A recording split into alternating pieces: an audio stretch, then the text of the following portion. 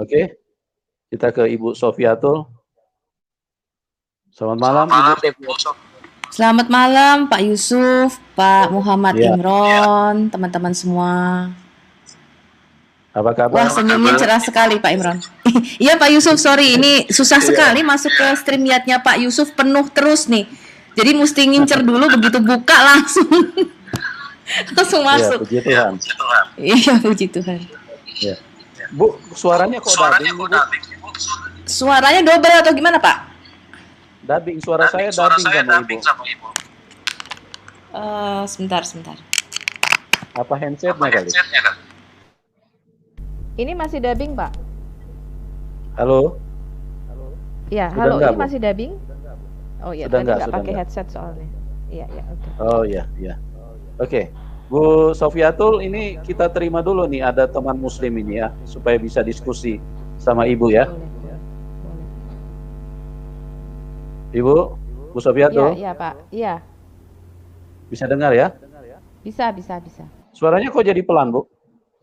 Iya, soalnya pakai headset Pak. Halo? Masih Oh, kedengeran toh tapi? Ya, pakai headset soalnya Pak. Enggak kedengaran.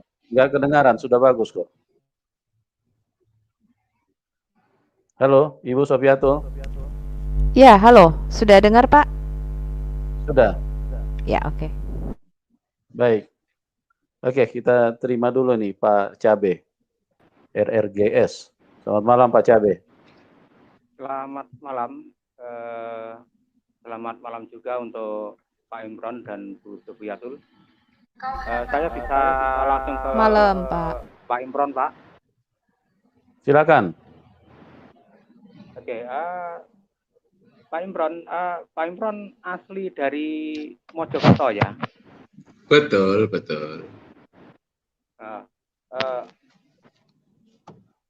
Saya jujur pada malam hari ini sangat respect dengan kesaksian dari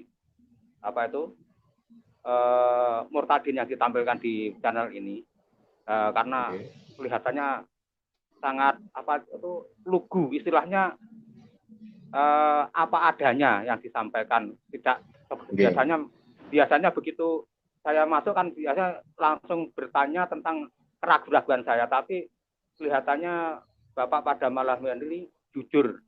Untuk itu saya sangat respect, sangat memberikan apresiasi.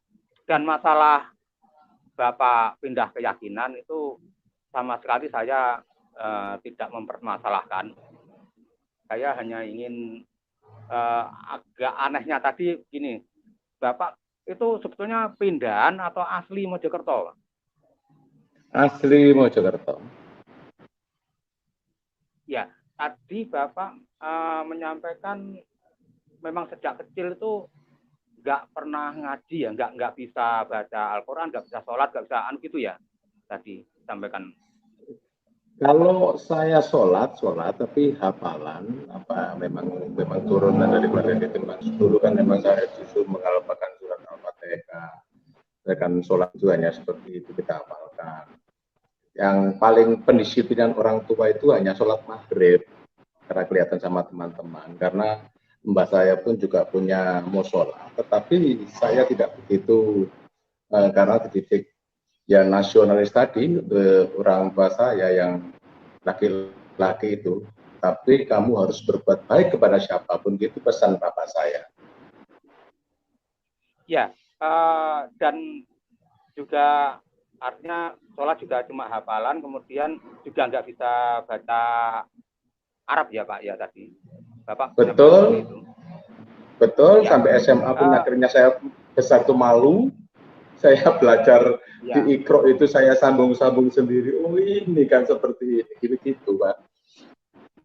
Ini yang saya maksudkan, Bapak betul lugu, jujur. Biasanya yang kesaksian di sini biasanya ngaku lulusan pesantren lah, yang di aliyah lah. Nah, ketika Bapak menyampaikan tidak bisa baca Al-Quran, tidak bisa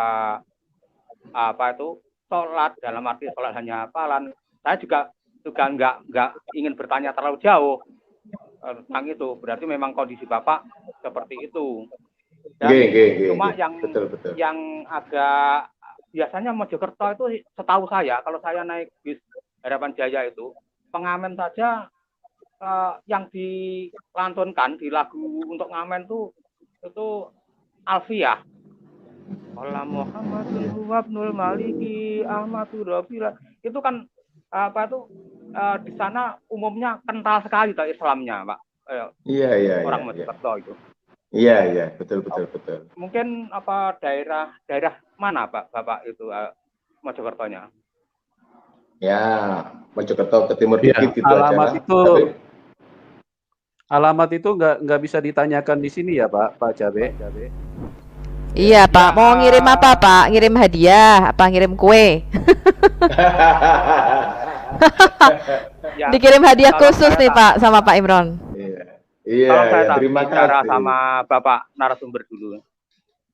Ya, kemudian tadi Bapak ketika waktu awal sakit, kemudian konsultasi dengan kiainya atau ustadznya, itu diberi amalan, wirid atau mungkin zikir, itu kayak apa Pak itu? Ya gini, waktu itu kita juga wiridkan juga banyak, tetapi yang menjadi andalan itu wiridannya Hu Allah. Karena dipandang Hu Allah itu punya kuasa segala-galanya. Lah yang aneh, terima kasih Pak saya diingatkan, kalau saya tiap tidur itu membaca memang wirid itu Hu Allah dengan dikandung maksud saya itu biar disembuhkan di situ. Jam 1:30 malam justru yang muncul kok sosok beliaunya Tuhan Yesus Kristus. Lah itu yang menjadi pemikiran saya. Saya disuruh mengamalkan seperti itu, kok yang datang malah beliau Tuhan Yesus Kristus. Nah ini terima kasih Pak saya diingatkan ini. Saya diingatkan karena hampir tidur saya wiritan masalah itu disuruh ngamalkan dikandungkan karena Hu itu mengandung kekuatan segala-galanya untuk Allah Subhanahu wa taala kan gitu. Terima kasih.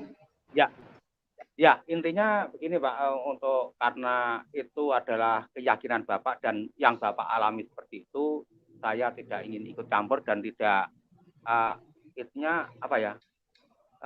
tidak menghalang-halangi atau ya istilah nggak ikut campur untuk itu karena itu memang keyakinan Bapak yang Bapak alami. Cuma sekali lagi saya memberikan apresiasi pada malam hari ini kesaksian Murtadin ini kelihatan lugu dan tidak dibuat-buat. Hanya itu saja yang perlu saya sampaikan. Ya, kemudian Pak Cabe, sorry Pak, ya? saya kritisi apa yang Anda sampaikan. Kalau Pak Cabe bilang ini malam ini lugu dan tidak dibuat-buat, berarti malam-malam yang lain gimana Pak? Apa dibuat-buat apa gimana? Halo. Sebentar Yusuf, tolong diulang dikit suara Pak Yusuf tidak mungkin lagi sinyalnya kurang baik. Diulangi Pak. Ya, saya tidak terima Pak dengan apa yang Bapak sampaikan. Kalau bilang kesaksian malam ini lugu dan tidak dibuat-buat. Jadi berarti malam-malam sebelumnya apa Bapak mengatakan itu dibuat-buat apa bagaimana Pak? Begini Pak, indikator kami ketika narasumber mengatakan, katakanlah saya lulusan pesantren, maka setidak-tidaknya hal-hal yang sangat dasar di pesantren mestinya tahu. Kalau lulusan sanawiyah atau aliyah, hal-hal yang sangat dasar di aliyah seharusnya tahu. Kalau misalnya haji sudah 3 kali atau 7 kali, mestinya hal-hal yang pokok, hal-hal standar yang tentang haji mestinya kan selama ini ketika saya masuk dan narasumber menyaksikan seperti itu kan saya tanya nggak ngerti Pak. Artinya bukan lupa loh. Kalau lupa saya malah maklum, tapi kalau sama sekali nggak ngerti itu jadi pertanyaan besar Pak. Gini Pak Cabe, itu tidak bisa menurut penilaian Anda, gitu loh. Artinya di dalam setiap narasumber itu yang bersaksi itu pikiran dan otak mereka itu kan berbeda-beda. Jadi yang beberapa waktu lalu kan saya sudah jelaskan kalau narasumber itu ada yang memang pikirannya cepat melupakan. Ada juga orang yang sudah terima Tuhan Yesus merasa tidak perlu ditanya-tanya lagi tentang agamanya yang sebelumnya. Begitu. Cuma saya merasa saya tidak terima kalau Bapak mengatakan kalau kesaksian-kesaksian yang lalu-lalu itu dibuat-buat, itu berarti Bapak merendahkan narasumber yang saya hadirkan di sini. Sebentar Pak, tentang saya setuju sebetulnya kalau kesaksian itu apa itu yang lalu-lalu sudah nggak perlu ditanyakan, tetapi ketika narasumber memang tidak boleh untuk ditanyakan tentang masa lalu, sebaiknya juga tidak dicantumkan baik di thumbnail maupun di kesaksian bahwa saya adalah juara MTQ. Juara MTQ minimal harus tahu tentang hal dasar di MTQ. Seharusnya kan seperti itu. Kalau memang tidak mau atau sudah sama sekali dikubur, seharusnya juga nggak usah bilang juara MTQ, atau di thumbnail juga nggak usah dicantumkan ini adalah juara MTQ. Saya rasa maksud saya seperti itu, Pak. Tapi latar belakangnya Pak seperti itu. Dan saya kan sudah katakan beberapa kali, kalau orang ada sebagian orang-orang yang murtadin, mereka sudah meninggalkan Islam, mereka tidak mau lagi disuruh baca-baca ayat-ayat di Al-Quran. Karena mereka punya iman seperti itu, dan kita tidak punya hak untuk mendorong atau meminta mereka untuk supaya membacakan seperti apa yang Bapak inginkan. Nah, kalau ada yang mau membacakan silakan, tetapi ya apa yang Bapak sampaikan ini sama dengan merendahkan channel kami, seolah-olah kami menampilkan narasumber yang dikarang-karang gitu loh. Bentar Pak, saya luruskan sedikit. Saya tidak harus selalu menyuruh orang atau narasumber untuk baca Al-Quran, tapi saya sesuaikan dengan apa yang disaksikan. Ketika narasumber memang mengatakan juara MTQ ketika saya masuk, memang saya kadang meminta dicontohkan kayak apa sih bacaannya. Itu karena beliau mengatakan juara MTQ. Juara MTQ identik sangat ahli di dalam membaca Al-Quran. Dan ketika beliau mengatakan lulusan pondok pesantren, hal dasar di pesantren yang saya tanyakan, kan saya tidak selalu harus Al-Quran yang saya tanyakan. Itu maksudnya. Maka di sini adanya miss antara saya dengan Pak Yusuf sebetulnya dapat diatasi kalau memang narasumber itu memang tidak boleh ditanyakan tentang hal itu. Lebih aman apabila tidak dikatakan ini mantan juara MTQ, ini mantan lulusan pesantren. Kalau dikatakan semacam itu, baik itu di thumbnail maupun di kesaksian, kalau saya masuk mesti saya bertanya tentang itu. Soalnya konsen saya memang hanya untuk bertanya pada latar belakang dari narasumber. Sedangkan masalah iman, masalah biasanya teman-teman muslim yang lain yang menanyakan. Saya tidak ke arah sana, Pak. Iya, betul. Cuman pernyataan Bapak tadi itu Bapak menjatuhkan channel kami, seolah-olah kami ini menghadirkan orang-orang yang mengarang-arang cerita. Itu yang saya tidak terima dengan pernyataan Bapak. Kan saya sudah bilang, setiap narasumber itu berbeda-beda di dalam pemahaman.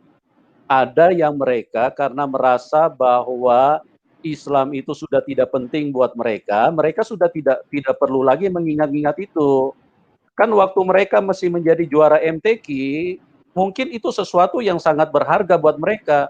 Tapi begitu mereka mengenal Tuhan Yesus, mengenal kebenaran, mereka ada sebagian, tidak semua, ada sebagian yang merasa ngapain lagi, ini sesuatu yang sama sekali tidak ada nilainya. Untuk apa diingat-ingat gitu loh, Pak. Jadi tolong jangan memberikan penghakiman kepada narasumber atau channel kami. Itu yang saya tidak terima gitu loh. Oke, begini Pak, kalau itu ungkapan saya itu kurang berkenan di Bapak, saya minta maaf. Mungkin saya gimana ya? Intinya saya minta maaf kalau itu kurang berkenan pada Bapak. Tetapi saya juga sebaliknya meminta kalau memang narasumber itu tidak berkenan untuk diungkap keislamannya, ya sewajarnya saja seperti ini, seperti malam ini Muslim meninggalkan Islam itu cukup, saya rasa nggak perlu diembel-embeli kalau memang ini adalah mantan kiai, mantan juara MTQ, mantan lulusan pesantren. Kalau itu ditampilkan, kalau saya masuk biasanya saya bertanya. Seperti malam ini saya kan juga tidak bertanya karena narasumber mengatakan beliau ketika di Islam pun belajar apa adanya, artinya cuma ikut-ikutan. Beliau mengatakan tidak bisa baca Al-Quran. Saya juga nggak mungkin saya dengan gemendul untuk menyuruh narasumber baca Al-Quran, karena beliau menyampaikan seperti itu, gitu loh Pak, maksud saya. Memangnya Oke, Bapak bisa baca Al-Quran, Pak? Pak Cabe? Tidak bisa, Bu. Nggak bisa, Bu. Loh, lah Bapak nggak bisa kok, Bapak mau ngetes orang tuh gimana itu? Bu Supiato nggak dengar ya tadi, sejak tadi saya ngomong sama Pak Yusuf. Lah Bapak bisa baca Al-Quran? Bu, saya tadi ngomong sama Pak Yusuf, intinya yang saya pertanyakan kepada narasumber itu adalah tentang kejujuran, dan malam hari ini tampaknya sangat jujur, sangat lugu, maka saya tidak bertanya, artinya tidak menanyakan itu, gitu loh. Oke, jadi bagaimana nih Pak Yusuf? Ada lagi nggak yang mau ditanyain Pak Cabe? Ya, jadi gini Pak, ya itu yang Bapak tadi katakan, Bapak minta maaf, saya hargai itu. Cuman saya juga ingin tegaskan kepada Bapak dan teman-teman Islam, kami itu menampilkan segala sesuatu itu tidak bisa diatur menurut permintaan penonton. Seperti Bapak bilang, kami itu tampilkan sesuai dengan latar belakang mereka. Dan kami ini tidak ada unsur atau indikasi untuk menyampaikan keterangan-keterangan yang berlebihan, apalagi yang berbohong.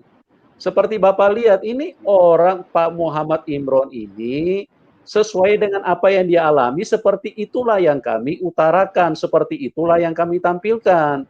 Kalau kami memang punya channel ini dengan tujuan-tujuan yang licik seperti yang mualaf-mualaf itu, kami itu sudah mengatur ini supaya Muhammad Imron ini bisa bersaksi dilebih-lebihkan. Kami itu tidak seperti itu, Pak. Dan tolong jangan diatur untuk supaya kalau misalnya narasumber yang hadir berikutnya, supaya jangan dilebih-lebihkan judul. Kami tidak pernah melebihkan, kami menampilkan apa adanya.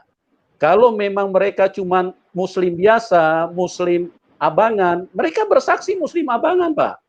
Kami orang Kristen ini orang terang, tidak berani Pak menyampaikan sesuatu yang sekalipun mungkin penonton bilang hebat, bagus kesaksiannya.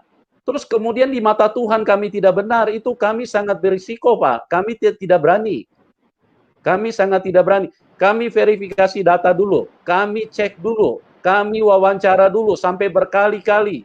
Sampai kami mendapatkan satu kepastian bahwa ini kesaksian benar, baru kami tampilkan. Soal masalah mau berinteraksi dengan teman-teman Islam, sebentar nanti bagaimana mereka punya respon, itu urusan mereka Pak. Kami tidak ikut campur, gitu Pak. Pak Cabe ya. Oke, kalau begitu begini Pak, jalan tengah saja. Karena Bapak ingin tetap style seperti ini, artinya Bapak tidak bisa meminta menuruti permintaan dari kami mewakili Muslim. Kemudian kalau nanti ada narasumber yang katakanlah menyampaikan hal-hal di dalam keislamannya itu sebagaimana yang saya sebutkan tadi, misalnya juara MTQ, lulusan pesantren, kemudian dan lain sebagainya, maka juga saya jangan dikatakan menguji kalau saya menanyakan detail atau mengkonfirmasi tentang apa yang disaksikan oleh narasumber gitu Pak.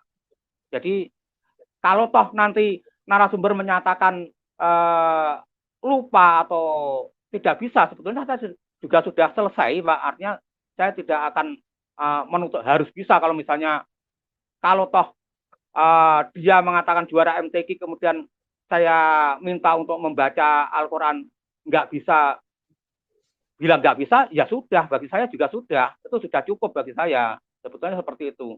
Maka tetapi saya mohon itu tidak diartikan sebagai menguji, cuma mengkonfirmasi apa yang disaksikan gitu loh Pak. Gini ya, Pak Cabe, saya pribadi yang punya channel, saya tidak pernah mengatakan Bapak menguji, ya. Itu terlepas dari teman-teman yang berdiskusi ataupun juga narasumber yang mempunyai pendapat terhadap kehadiran Bapak. Makanya saya memberi kesempatan untuk silakan mau berdiskusi silakan. Ya, jadi tolong label itu jangan diarahkan ke saya kalau seolah-olah setiap kali Pak Cabe masuk, saya mengatakan Bapak ini mau menguji-nguji. Enggak. Itu semua tergantung teman-teman yang berdiskusi, dan silakan, saya tidak membatasi itu. Silakan saling memberikan argumen, saling memberikan pendapat, tapi jangan menghina atau merendahkan atau lain-lain kepada pribadi, ya. Tapi kalau berbicara tentang ajaran doktrin, baik Islam atau Kristen silakan. Tapi kalau mengarah kepada pribadi, seperti teman Muslim mengatakan Pak KC cacat mental, itu yang tidak benar, Pak. Itu diskusi yang tidak baik, gitu loh. Tidak mengedukasi. Ya, silakan saja. Itu tergantung daripada teman-teman yang berdiskusi. Dan saya memberi kesempatan. Makanya saya tidak pernah menolak Bapak di dalam setiap kali Bapak masuk. Saya kasih kesempatan. Itu artinya silakan saling memberikan keterangan argumentasi dan biarkan penonton yang ini yang menilai, gitu, Pak. Oke Pak, terima kasih. Sekali lagi dalam hal ini saya minta maaf kepada channelnya Pak Yusuf apabila apa yang saya sampaikan kurang berkenan pada Bapak. Namun Bapak mohon untuk dipahami bahwa style saya seperti ini, dalam arti yang saya tanyakan itu adalah latar belakang dari narasumber untuk mengkonfirmasi. Jadi seperti berulang kali saya katakan, saya bukan ustadz, bukan kiai, dan juga bukan apologet, maka saya tidak bicara masalah keimanan. Yang saya tanyakan tentang latar belakang dari narasumber. Dan itu ketika saya bertanya adalah untuk mengkonfirmasi. Itu mudah-mudahan pendengar ataupun yang lain bisa memahami. Oke Pak, terima kasih Pak. Baik. Saya rasa saya tidak perlu banyak untuk bertanya pada narasumber karena sudah cukup jelas bagi saya. Terima kasih. Baik, oke, Saya terima kasih. Oke. Ya.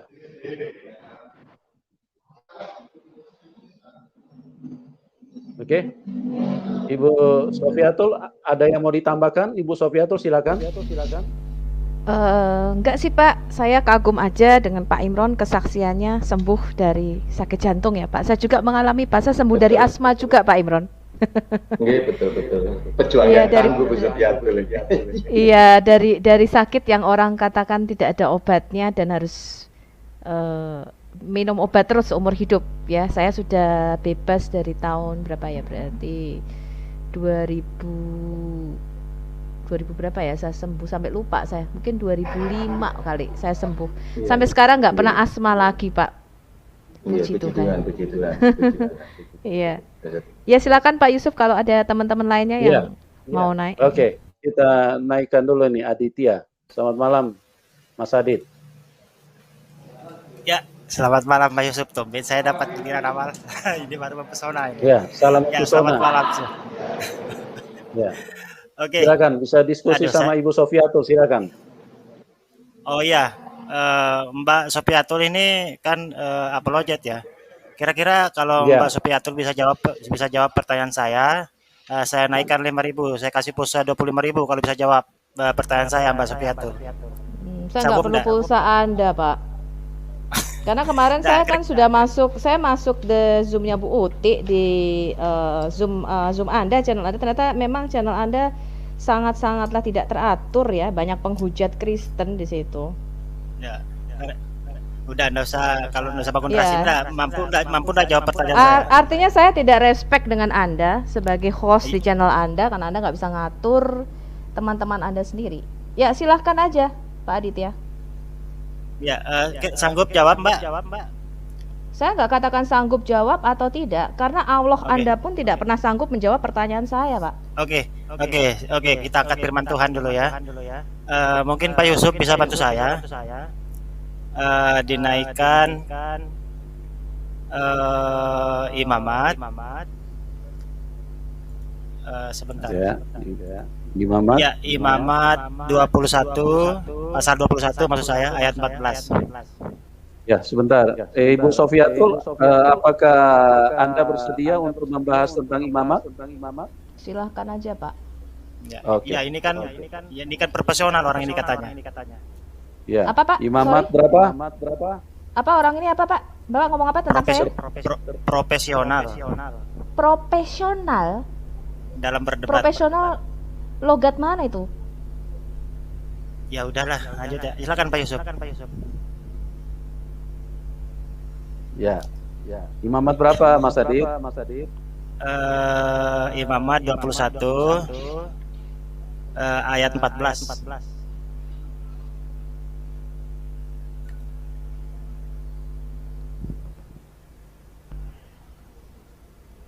Weh, siapa gue?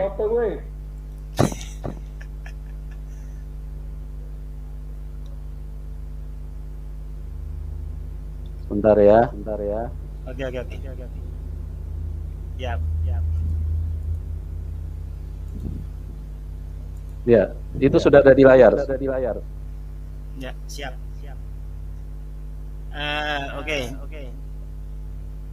Oke, saya baca dulu ayat ini ya. Di sini dikatakan di firman Tuhan ya, Imamat pasal 21 ayat 14. Di situ dikatakan seorang janda atau perempuan yang telah diceraikan atau dirusak kesuciannya atau perempuan sundal janganlah diambil, melainkan harus seorang perawan di antara orang-orang sebangsanya. Jadi kan ayat ini itu menjelaskan bahwasanya seorang pemuda itu tidak boleh menikahi seorang janda ya atau perempuan yang telah diceraikan. Keliru. Anda sudah keliru mengeksegesis ayat ini. Anda sudah baca Imamat 21 secara keseluruhan belum? Oke, silakan jelas ayat ini, Mbak. Loh, enggak. Saya tanya dulu. Anda mengatakan seperti itu keliru. Saya tanya, apakah Anda sudah membaca keseluruhan Imamat 21? Oke, begini. Jadi pertanyaan saya itu belum masuk ke ranah pertanyaan saya. Tapi pertanyaannya bukan ke situ ya. Ya, pertanyaannya apa? Oke, silakan dijelaskan dulu pertanyaannya ayatnya apa? Mbak. Enggak. Dijelaskan. Saya tanya. Pertanyaan Anda apa tentang ayat ini? Saya belum masuk ke ranah pertanyaan. Coba Anda jelaskan dulu ayat ini, nanti saya datangkan ayat lain gitu loh maksudnya. Silakan dijelaskan. Anda jelaskan dulu pertanyaan Anda tentang ayat ini apa? Masalahnya di mana? Saya belum masuk ke pertanyaan. Oke, kalau begini. belum masuk ke pertanyaan saya nggak akan jawab. Oh, berarti Anda enggak bisa menjelaskan ayat ini. Kalau enggak bisa menjelaskan, biar saya yang jelaskan. Mas Adib gini. Silakan. Berdiskusi itu yang ini berkompeten. Anda bertanya, Ibu Sofiatul menjawab. Begitu. Kalau Anda tidak bertanya, untuk apa Anda suruh menjelaskan? Oke. Pertanyaan saya yang pertama, ada 2 pertanyaan ya. Nanti ada pertanyaan inti nanti. Ini pertanyaan pertamanya pertanyaan ringan. Tolong jelaskan maksud dari Imamat 21 ayat 14 ini. Silakan dijelaskan, Pak. Maksudnya apa? Ini gampang sekali, Pak. Bapak, ya, silakan. Bapak, sebentar. Bapak sudah baca keseluruhan Imamat 21 belum? Sudah. Ya, Bapak kenapa nggak tahu intinya? Kalau Bapak sudah baca keseluruhan ayat 21, ini kan jawabannya gampang sekali. Ya, jelaskan aja, terus kan saya bertanya. Loh, ini gampang sekali, Pak. Ini firman kepada para imam dan anak-anak Harun. Jadi Imamat 21 ini khusus peraturan untuk suku Lewi, terutama untuk Gadol Kohen atau imam besar Harun dan anak-anaknya. Terus? Ini kan berarti nggak boleh mereka menikahi itu karena imam besar itu kudus, Pak. Mereka mewakili umat Israel di dalam membakar korban penebus salah di hadapan Tuhan. Dan mereka tidak boleh mengambil wanita yang tidak perawan karena anak-anaknya akan dilanggar kekudusannya. Oke, berarti harus yang perawan aja, Mbak ya? Betul. Oke, sekarang artinya itu kan firman Tuhan. Tuhan menganjurkan kepada itu tadi ya keluarga itu bahwasanya mereka itu tidak boleh menikahi seorang janda atau yang tidak perawan ya, atau yang telah rusak kesuciannya, tapi harus boleh menikah sama yang perawan saja. Ya, itu anjurannya, Mbak ya. Oke, kita dapat poinnya. Seorang janda yang diceraikan, ya, atau dirusak kesuciannya atau perempuan pelacur ya. Ya, oke, tidak boleh dinikahi ya. Oke, sekarang kita merujuk ke Hosea. Pak Yusuf, tolong dibantu mungkin ya. Hosea pasal 1 ayat 2. Iya. Hosea 1. Hosea pasal 1 ayat 2 Pak Yusuf. Ini suaranya dubbing ini Mas Adi. Anda pakai handset nggak? Itu punyanya Mbak Sopiatul yang feedback, itu bukan punya saya. Coba aku mute dulu, Pak. Coba di mute dulu. Halo? Ya, silakan Pak Yusuf. Oke. Oke. Di dalam apa mau yang mau ditanyakan, Mas Adi? Dibuka Hosea 1 ayat 2. Hosea 1 ayat 2. Ya. Sudah. Ya. Ini kan, ini firman Tuhan loh ya. Ketika Tuhan mulai berbicara dengan perantara Hosea, berfirmanlah ia kepada Hosea, pergilah, ya, kawinilah seorang perempuan sundal dan peranakanlah anak-anak sundal, ya kan? Karena negeri ini bersundal hebat dan membelakangi Tuhan. Nah, kalau kita cari komparasinya dengan ayat Imamat tadi dengan ayat Hosea, ini ada pertentangan prinsip gitu loh. Di ayat ini Tuhan justru menganjurkan untuk mengawini perempuan yang sundal dan disuruh melahirkan anak yang sundal, kan demikian ya. Nah, sementara di Imamat justru sebaliknya, nggak boleh ngawin perempuan sundal atau yang tidak perawan, tetapi di prioritas kawinilah yang perawan saja gitu loh. Nah, ini kan bertentangan prinsip atau kontradiksi gitu loh Pak. Oke. Nah, Sudah? ya pertanyaan saya, kalau memang ini firman Tuhan, kenapa kontradiksi gitu loh? Iya, saya bisa share screen Pak Yusuf. Tolong dicabut, Boleh. saya share screen dulu. Ya. Ya, oke.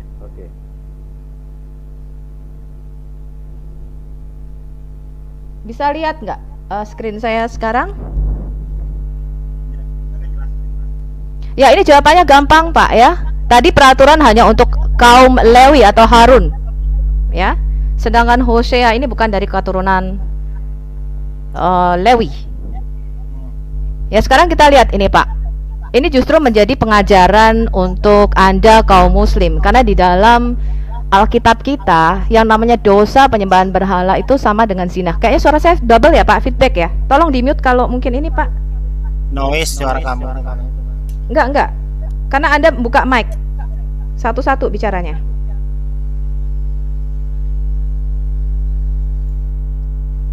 Enggak punya situ itu. Enggak. Kamu di mute dulu. Ini orang dikasih tahu kok, dikasih kecil sedikit. Kamu di mute dulu. Satu-satu. Kalau kamu ngomong, aku diam. Kalau aku ngomong, kamu diam. Nah, kan lebih jelas ya. Ya, ini kita lihat ya, dosa penyembahan berhala adalah sama dengan berzinah. Lihat, ini keluarga Hosea sebagai gambaran Israel yang tidak setia. Jadi ketika Tuhan mulai berbicara kepada Nabi Hosea, berfirmanlah ia, kawinlah seorang perempuan sundal dan peranakanlah anak-anak sundal. Karena di ayat, kalau Anda baca Hosea 12 ayat 10, ini penting banget untuk orang Kristen dan harus hafal ya. Tuhan mengatakan begini, aku berbicara kepada para nabiku dan banyak kali memberi penglihatan dan memberi perumpamaan dengan perantaraan para nabi. Makanya di dalam Alkitab kita yang namanya nubuatan itu bukan cuman sekedar ramalan mengenai sesuatu yang terjadi akan datang, tapi juga bicara mengenai tipologi daripada Yesus. Bahasa Inggrisnya I have also spoken by the prophets. Jadi Tuhan berkata, aku berbicara lewat perantaraan nabi-nabiku, and I have multiplied visions. Jadi aku memberikan yang namanya penglihatan-penglihatan and similitudes.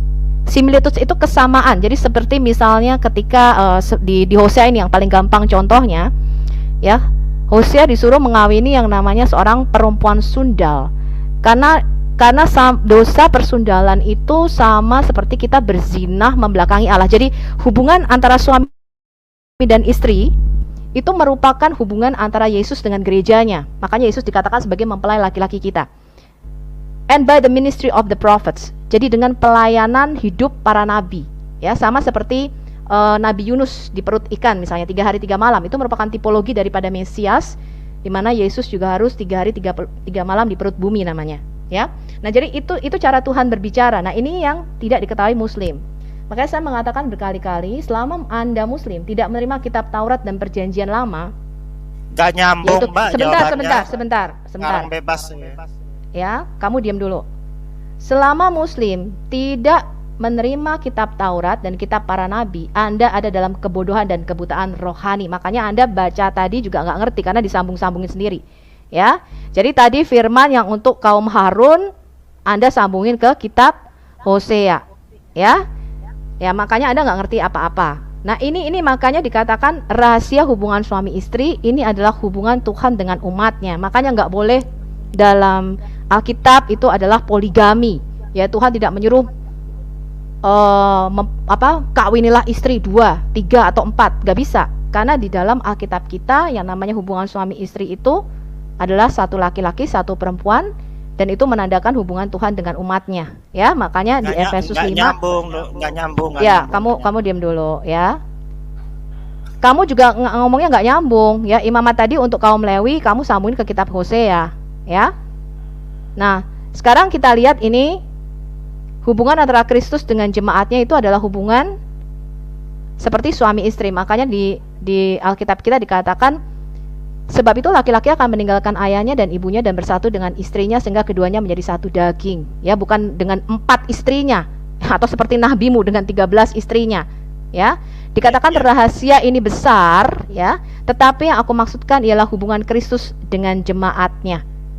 Ya, jadi ini pertanyaan sangatlah mudah ya, bahwa tadi adalah firman Tuhan kepada khususnya Gadol Kohen atau imam besar Harun dan keturunannya. Ya,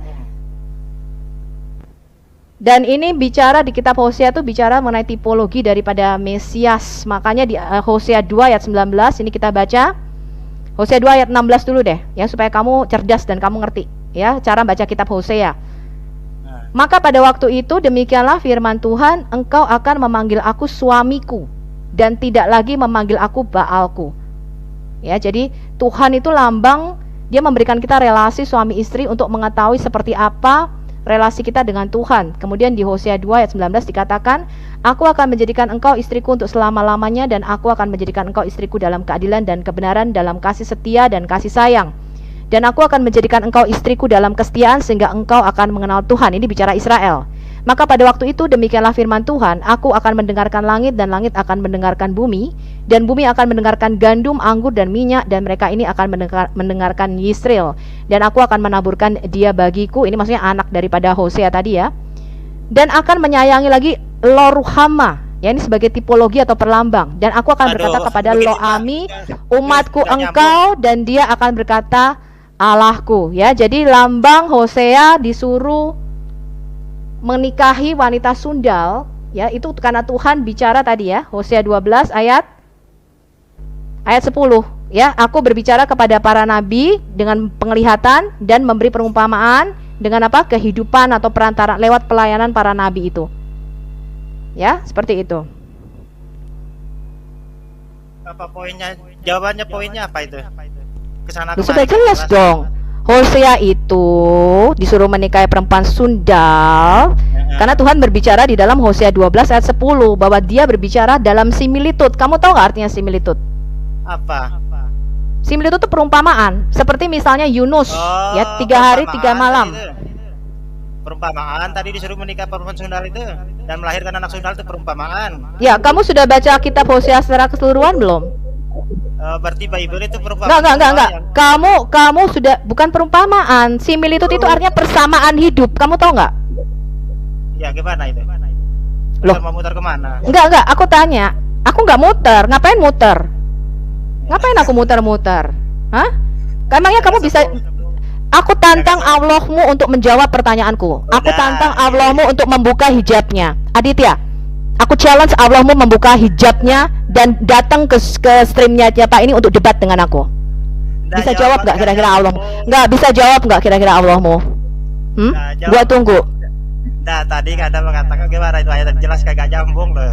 Jawaban banyak yang nonton itu. Yang nggak nyambung adalah otakmu. Ya, sudah dijelaskan imamat tadi perintah untuk Gadol Kohen. Kamu dengerin nggak tadi? Harun dan anak-anaknya. Apakah Hosea anak-anak Harun? Apakah Hosea keturunan imam besar Harun? Ya, jawab. Memang masalah. Jawab. Imamat 21 tadi perintah untuk Harun dan anak-anaknya. khusus. Memang masalah nasab juga banyak yang Enggak. Kamu jangan kemana-mana dulu. Jangan lari, jangan muter dulu. Imamat 21, ini bahkan bukan perintah untuk semua suku Lewi. Hanya Harun dan anak-anaknya. Kamu dengar? Berarti diskriminasi dong Tuhannya. Nggak maha adil berarti. Ya kayak Tuhanmu, apalagi Tuhanmu. Nah itu Ya kamu tanya Alkitab, sudah kita jawab itu perintah untuk Harun dan anaknya. Ya Harun dan anaknya memang dikhususkan, bahkan Harun dan anak-anaknya itu tidak mendapatkan jatah tanah bagian Israel. Oh, berarti satu suku disuruh kawin sama Sundal, satu suku disuruh kawin sama perawan gitu ya, diskriminasi itu. Enggak ada satu suku disuruh kawin sama Sundal. Tadi aku sudah jawab, Nabi Hosea disuruh mengawini perempuan Sundal sebagai perlambang bagi Israel. Oh, gitu. Kamu ya. baca nggak kitab Hosea secara keseluruhan? Kutanya. Iya. Kalau Yesus dibunuh itu lambang apa sungguhan itu? Saya bingung sama. Enggak, kamu jangan lari dulu. Kamu sudah baca kitab Hosea secara keseluruhan nggak? Enggak, dikit-dikit. Ya sudah. Dikit-dikit Orang kamu biasa. bukan orang kamu nggak tahu apa-apa, dijelasin kok. Kalau ini sunat hati. Oke, sekarang aku tanya kamu satu. Aku tanya ya, kamu sudah tanya aku satu, sekarang aku tanya kamu. Gantian aku yang tanya. Gantian aku yang tanya. Gantian aku yang tanya. Gantian aku yang tanya. Buktikan nabimu adalah seorang nabi dan Quran adalah firman-Nya Allah. Silakan. Ya itu di Al-Quran surat Al-Baqarah itu sudah ditantang sama Allah. Jangan dong, Ya. jangan. Itu kan keluar dari mulutnya nabimu. Kamu harus punya patokan. Apa buktinya yang nabimu dapatkan di dalam mimpi di Gua Hiro? Itu merupakan firman-Nya Allah. Ya, jawabannya begini ya. Ya, justru yang kita merujuk itu karena begini ya. Kalau saya menjawab misalnya pernah nabi saya itu begini, terus Anda mengatakan Yesus kitab saya begini, Yesus saya begini. Itu kan subjektif karena apa? Anda juga tidak pernah hidup di zaman Yesus ya kan? Saya juga tidak pernah hidup di zaman Beda, Muhammad. saya bisa buktikan kalau Alkitab adalah firman-Nya Tuhan. Sekarang apa buktinya? Quran adalah firman-Nya Allah. Maka kita uji sekarang. Ya, yang poinnya itu Bible dengan Al-Quran tuh kontennya. Oke, kita uji ya, kita tes.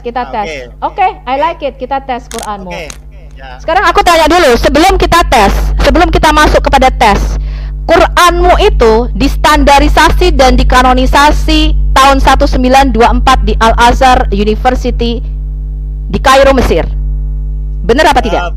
Bukan begitu cara nguji konten isi kitab itu. Enggak, aku belum masuk menguji. Aku baru mau nguji pengetahuanmu tentang Quran versi Hafs yang kamu pegang sekarang. Kamu jawab dulu pertanyaanku. Quranmu itu dikanonisasi tahun 1924 di Al-Azhar University Kairo. Benar apa enggak? Begini cara kita menguji kitab suci itu ya. Belum nguji, gue tuh belum nguji. Gue masih menguji kamu, belum nguji kitab sucinya nih. Aku hanya masih menguji pengetahuanmu. Kamu jawab. Quran yang kamu pegang sekarang versi hafalan Imam Hafs itu distandarisasi tahun 1924 di Al-Azhar Kairo University. Betul apa tidak? Ya jangan nyerocos dulu, dengar saya ngomong dulu ya.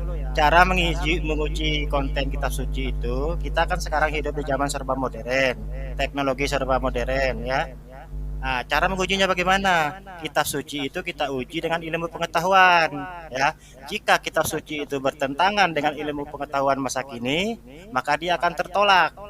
Bagaimana? Gak usah, kita uji dulu dengan kitab Wahyu. Kalau pengetahuan ya, Allahmu mengatakan sperma keluar dari tulang punggung belakang, lu udah habis angus ya. Ya, Allahmu mengatakan bumi datar, matahari terbenam di kolam lumpur, angus gitu loh, habis kelemu. Ya, nggak usah kesana dulu deh. Nggak. Kita sekarang aku tanya sama kamu Aditya, bagaimana kamu bisa yakin ya ketika nabimu dalam kondisi tertidur di Gua Hiro pada waktu itu, kemudian dicekik sama Jibril dan itu merupakan firman Allah. Sebentar dulu, nggak usah ke situ. Tadi Anda mengatakan bumi itu dihamparkan dalam kitab saya. Enggak. Kamu jawab dulu, nabimu dicekik. Nabimu dicekik di Gua Hiro tuh loh. Aku penasaran nabimu kok bisa dicekik itu gimana? Kita uji dengan ilmu pengetahuan aja ya. Gak usah, kamu jawab aja dulu. Nabimu dicekik itu loh. Kok bisa dicekik itu gimana? Gimana caranya tuh kok bisa dicekik? Udahlah, saya nggak mau berdiskusi sama orang yang tidak berilmu gini. Oke, makasih Pak Yusuf. Terima kasih atas waktunya. Iya, malu ya. Saya nggak level sama Anda, nggak nyambung. Tadi begini, jangan keluar dulu, Dit. Aduh. Berdiskusi itu yang elegan, yang mencerdaskan, yang mengedukasi. Kalau Anda kita cara ajak- berdiskusi begini, Anda artinya tidak berkompeten. Cobalah Nah, memberikan kan saya diskusi ajak yang dia, kita uji kitab suci Mas itu dengan Adit. ilmu pengetahuan. Mas Yang ada Adit. Kita uji dulu turunnya Wahyu gimana. Sebentar Lah, ini Aditya. Sebentar Aditya, kita uji dulu dengan turunnya Wahyu bagaimana. Ini Konten. adalah Sirah Nabawiyah Ibn Hisham Oke. halaman 176. Konten Kedatangan isi- malaikat Jibril kepada Rasulullah Sallallahu Alaihi Wasallam di Gua Hiro. Jibril datang kepadaku pada saat aku tidur dengan membawa secari kain dibats atau kain sutra yang di dalamnya terdapat tulisan. Malaikat Jibril berkata, bacalah, dan aku berkata, aku tidak bisa membaca. Malaikat Jibril Ini mencekik, orang malaikat nyerocos, Jibril mencekik leherku, malaikat Jibril mencekik leherku dengan kain dibats tersebut hingga aku merasa seolah-olah sudah mati. Kemudian begini ia loh. melepas cekikannya dan berkata, sebentar Aditya, tunggu sebentar ya, Lah, kamu bacalah. nyerocos aja malas, siapa mau Dan dengar aku mulut kamu? menjawab, apa yang harus aku baca? Malaikat Jibril kembali mencekik leherku dengan kain dibats tersebut hingga jangan aku kita- merasa seolah-olah mati. Kemudian ia melepaskan cekikannya dan berkata, bacalah. Aku berkata, apa yang harus aku baca? Jibril kembali mencekik leherku dengan kain dibats tersebut Nah, hingga gini. aku merasa seolah-olah sudah mati. Dan kemudian ia melepaskan cekikannya. Sekarang aku tanya, kenapa nabimu dicekik 3 kali? Nggak usah begini, kita uji kitab suci. Enggak. dengan Iya, ilmu kita pengetahuan. uji dulu. Ada. Enggak, kita uji dulu bagaimana kontennya. bagaimana nabimu menerima wahyu. Mengapa Nah. nabimu menerima wahyu dengan cara dicekik dengan sehelai kain dibats? Lah sekarang kalau saya hadirkan yang gaib-gaib begini, ya apa Bunda Maria? Ini dan bukan Nabi gaib. Yesus itu Ini sebentar, bukan ya, gaib. Aku tanya, sebentar. nabimu dicekik. Ada Nah. enggak nabi lain yang dicekik Maria selain itu- nabimu? Enggak, bukan. ada enggak Aditya? Ada enggak nabi lain yang dicekik selain nabimu? Sorry, saya udah mau diskusi sama orang Udah mau kabur tong kosong dia. nyaring buyunya nenek udah kali. Selamat malam Apa Pak juga saya Yusuf. melayani orang-orang kayak Malam gini Pak terugi Yusuf. saya deh. Malam Bu Sofi. Selamat Iya. malam. Ini nggak ada yang Malam. ngomong. Jadi ini terbukti ya. Menang, Ini menang adalah, mulut aja ini. ini Menang adalah nomor aja. Ya, ini adalah Sirah Nabawiyah halaman 176. Saya kasih linknya, Anda bisa download sendiri, Anda harus baca. Ini adalah biografi pertama daripada Rasulullah Shallallahu Alaihi Wasallam. Jadi Anda harus membaca biografi dari Baginda. Bahwa Ya, Baginda Rasul ini- dicekik pada saat dia menerima wahyu pertama di Gua Hiro. Kabur Ini saya cuma dia. baca loh Pak Yusuf, saya cuma baca. Jadi Ya, kabur dia betul. Bu Sofi. Ini kabur dia. Bisa dengar? Selamat malam, salam kemenangan, salam sadar. Haleluya, salam sadar. Iya, Pak salam Mirwan. sadar semuanya. Pak Mirwan. Selamat malam, Pak Mirwan. Peter. Halo, selamat malam Pak Yusuf. Malam Pak Kace. Selamat Ya. malam semuanya. Iya. Malam Pak Mirwan. Hayat Indonesia. Muhammad Imron. Gimana, pada sehat semua kan? Sehat. Maka Puji pandai bisa Tuhan. bicara. Syukurlah. Sehat. Selamat malam Pak Gace. Iya, selamat malam. Jangan terlambat. Pak Mirwan. Pak Mirwan, Ya Pak Yusuf, ya. itu Anda tulis di live chat itu katanya saya nggak fair, curang, merugikan benar. muslim. Memangnya saya merugikan apa ya? Betul, saya ngerasain sendiri, saya ngalamin Pak Yusuf. Memang seperti itu. Ya. Apa Saya yang saya ngalamin. rugikan dari Anda? Ya, pada saat saya lagi bicara, lagi menjelaskan, itu saya di-mute atau diturunkan. Terus setelah itu dinaikkan lagi. Gitu. Jadi, Harusnya kan jangan dengan seperti cara- itu. Itu nggak dengan fair cara seperti namanya, Pak itu, Yusuf. dengan cara seperti itu Anda mengatakan saya merugikan. Nah, iya jelas loh, jelas merugikan. Jadi kesannya kan saya dikalahkan gitu. Jadi Bapak supaya paham nggak? saya kalah diskusi jadi begitu. Kamu Jadi Bapak caranya paham seperti nggak? itu. Pada saat Kalau saya bicara, berdiskusi itu Bapak pada paham saya nggak? kesempatan saya bicara, Oke, terus. Ini saja Bapak saya sudah nggak di-mute, paham. saya diturunkan. Orang lagi bicara Bapak nyerocos terus. Iya, nggak Berdiskusi sopan saya- itu orang. harus Saya kan- bergantian, Pak. iya saya kan menjelaskan. Mirwan, Tadi kan Pak kalau Yusuf kamu nanya, pengen ngoceh Kenapa? sepanjang jam gitu, kamu buka channel sendiri sono. Di sana kamu Pak Cilat juga nih. ngoceh. Pak Cilat juga ini ngoceh kan? Padahal bukan Iya. kesempatan Anda kan? buat Iya, saya kan kamu masuk ke channel Nah, orang Anda nggak juga ini sopan. ngoceh, Anda ini juga ngoceh kan? Aduh. Anda kan nggak diberi kesempatan tuh bicara. Hus. Ada untuk usir Tuh, kamu kan nih. mana? Gitu. Mana attitude Anda itu? Begitu umat Gini Pak Kristen ini. Mirwan, Pak Mirwan gantian dong bicaranya.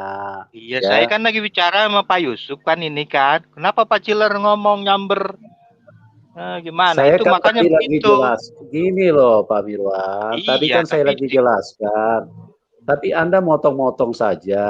Nah, yang begitulah yang membuat Anda di mute atau diturunkan. Berdiskusi enggak itu gitu harus juga. berarah. Supaya orang yang Tidak. mendengarkan, gini loh Pak Mirwan, supaya orang yang mendengarkan itu mendapatkan manfaat. Kalau kita cuma berbicara terus orang lain tidak mendapatkan manfaat, untuk apa kita bicara?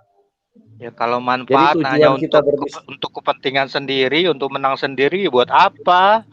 Diskusi itu tidak Iya, begitu, Pak Yusuf. Harus makanya adil, gini, Pak harus Mirwan. fair. Pada saat orang bicara Iya, itu makanya hormati. Nah, Anda begini saja Anda sudah nggak paham. Orang lagi bicara Anda motong terus. Bagaimana Saya kan orang lain bisa membalas paham? pernyataan Pak Bagaimana Yusuf. orang lain bisa mendapatkan manfaat kalau Anda motong-motong terus? Jadi begitu, Pak. Yang pertama, Anda harus paham dulu cara berdiskusi yang benar itu seperti apa. Terus yang kedua, harus di dalam memberikan pemaparan, keterangan, argumentasi, harus berdata dan memiliki dalil yang jelas. Karena kalau Anda menyampaikan diskusi hanya berdasarkan asumsi pemahaman pribadi, maka itulah waktunya saya mute Anda, saya turunkan Anda. Begitu, jadi bukan saya merugikan, tetapi milikilah kelengkapan sebagai seseorang yang berdiskusi, supaya diskusi-diskusi itu bisa bermanfaat bagi banyak orang. Oke, silakan. Sekarang Anda mau berdiskusi sama siapa nih, Pak Mirwan? Saya ingin dengan narasumber aja gitu. Ya, kalau narasumber saya pikir dia sudah memberikan kesaksian. Tidak ada lagi yang perlu didiskusikan. Kan kesaksian itu kan harus dibuktikan, pribadi. Pak Yusuf. Kesaksian itu harus dibuktikan, sama seperti di pengadilan. Saksi itu harus dibuktikan. Jadi harus ditanya gitu loh. Oke. Kan sekarang itu aturannya kan? Oh iya betul. Sekarang harus buktikan bahwa kesaksian itu benar, tidak bohong. Iya. Makanya jangan dibilang itu nanti salah kalau dibilang murtadin palsu itu nanti salah juga kan? Makanya harus dibuktikan kesaksian itu supaya dia tidak benar bahwa dia itu mungkin dari Islam gitu. Ya, saya juga nanti mau nanya Pak, apa bukti dan saksinya Nabi Muhammad adalah seorang nabi? Saksinya banyak, sahabat-sahabat Nabi. Loh, saksinya siapa? Nabi Bapak menerima kitab. Iya, waktu Nabi Muhammad disampaikan wahyu itu sama Jibril kan, nah dia mengatakan kembali, menyampaikan kepada sahabatnya untuk disalin itu firman yang diturunkan itu. Kalau Nabi Musa ketika menerima kitab Taurat kan disaksikan seluruh bangsa tuh.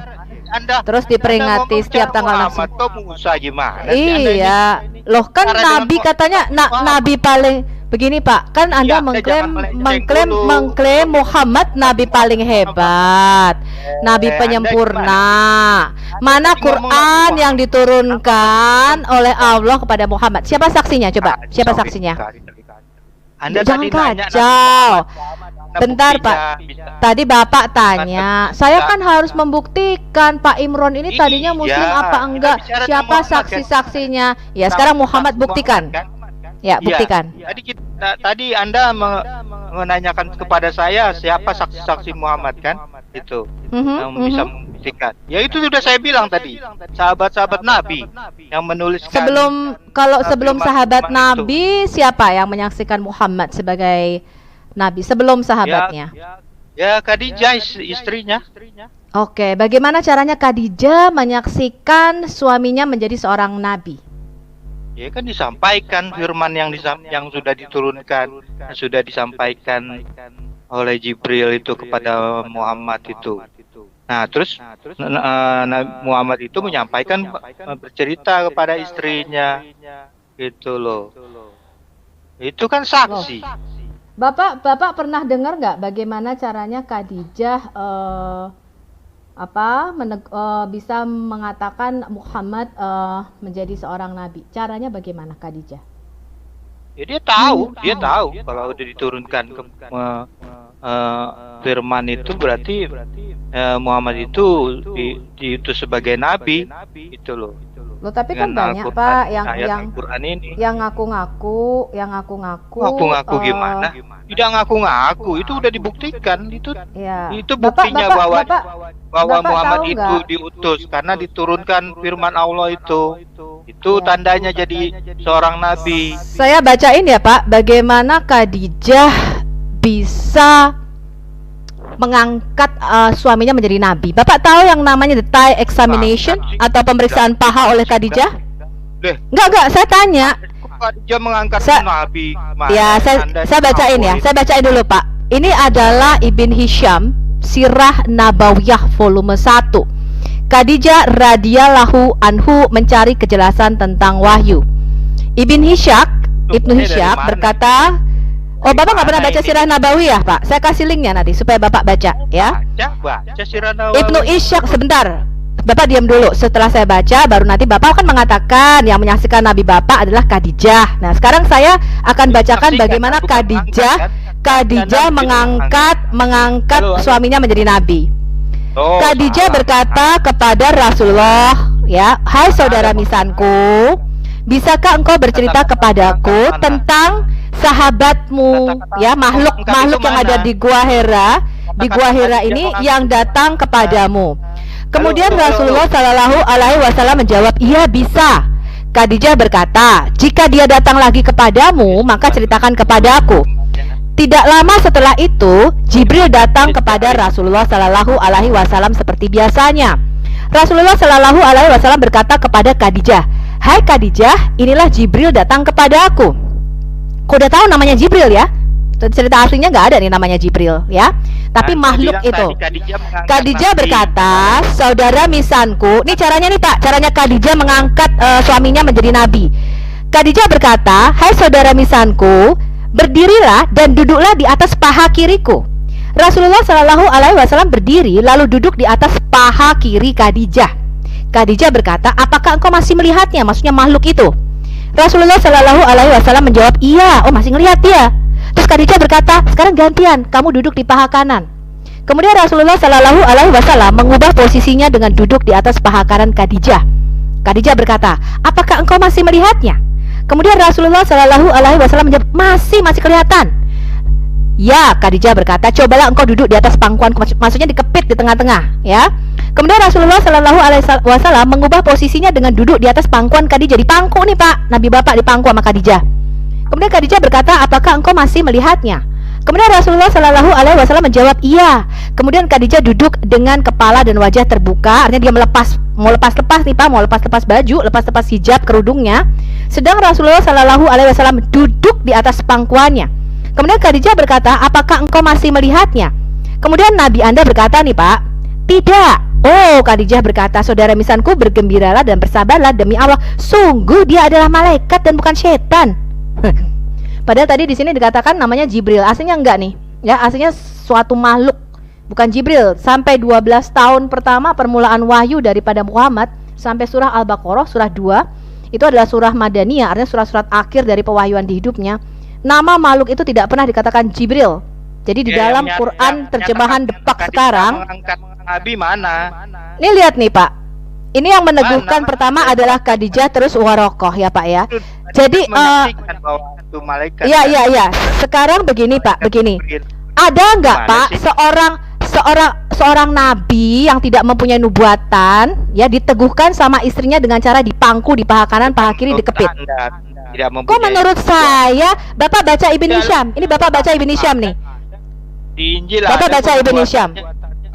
Jangan Enggak. Saya tanya Pak, yang namanya nabi yang namanya nabi itu harus mempunyai nubuatan. Ya, seorang nabi itu ada di ulang sebentar.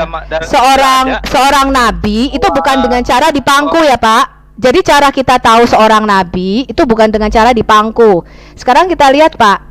Menurut Anda, itu kan menurut Anda. Enggak menurut saya, itu menurut Khadijah. Ngapain nabi Anda dipangku-pangku, Pak? Udah Tadi Anda mengatakan bahwa Khadijah itu mengangkat nabi.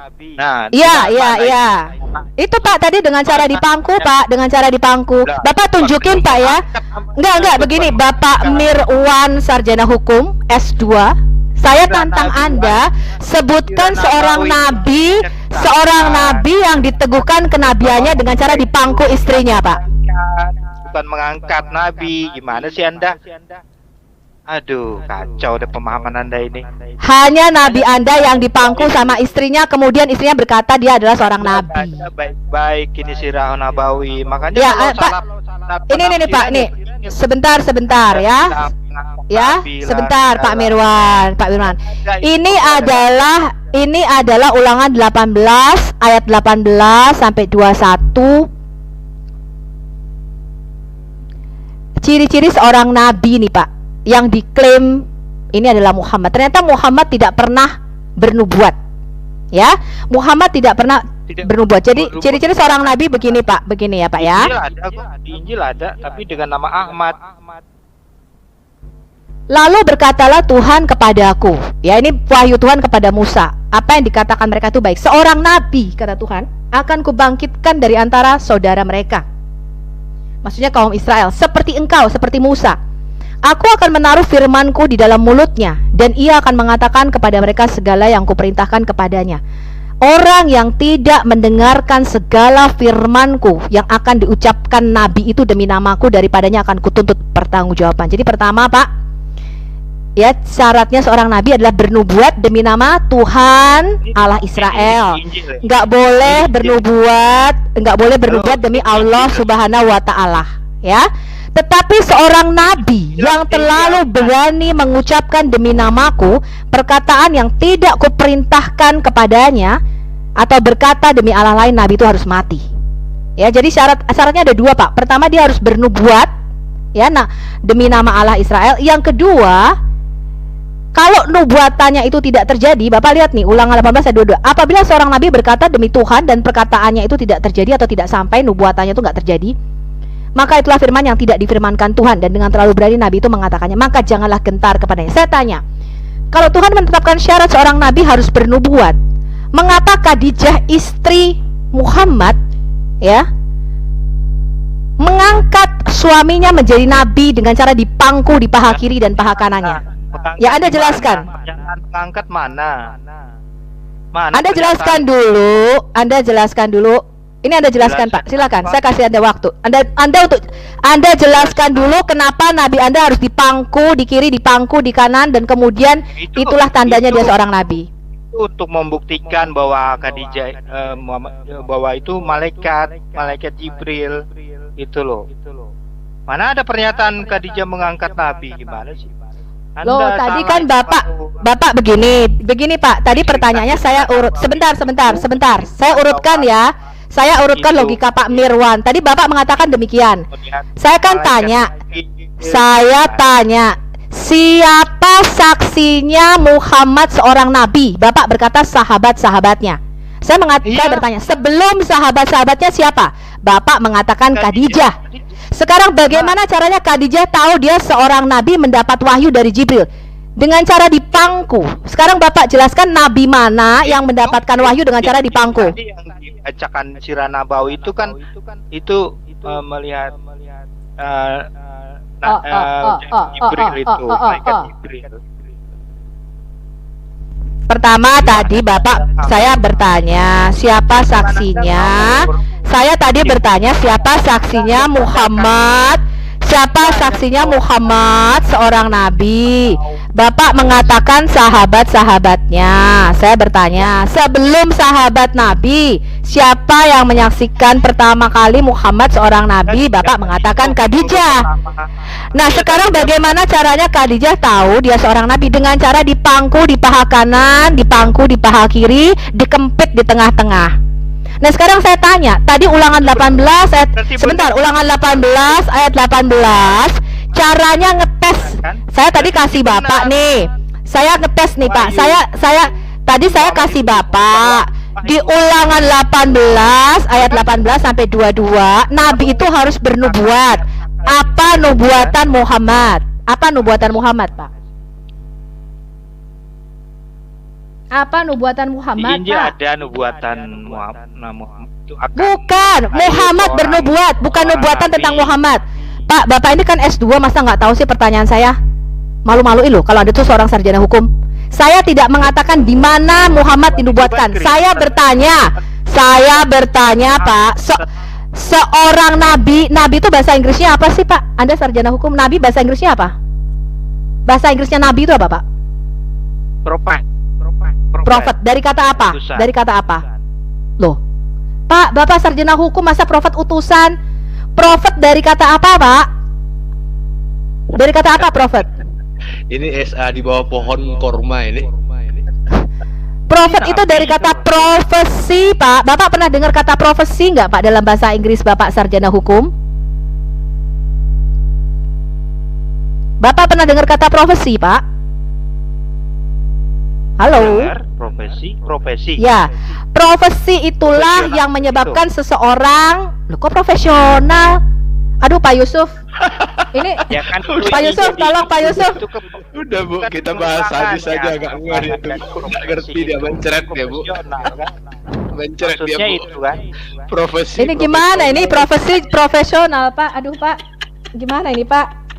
Nanti dia bilang kontrasepsi lagi, bilang kontradiksi. Iya, ini ayat-ayat kontrasepsi pula. Aduh. Pak Ciler taunya kondom aja itu.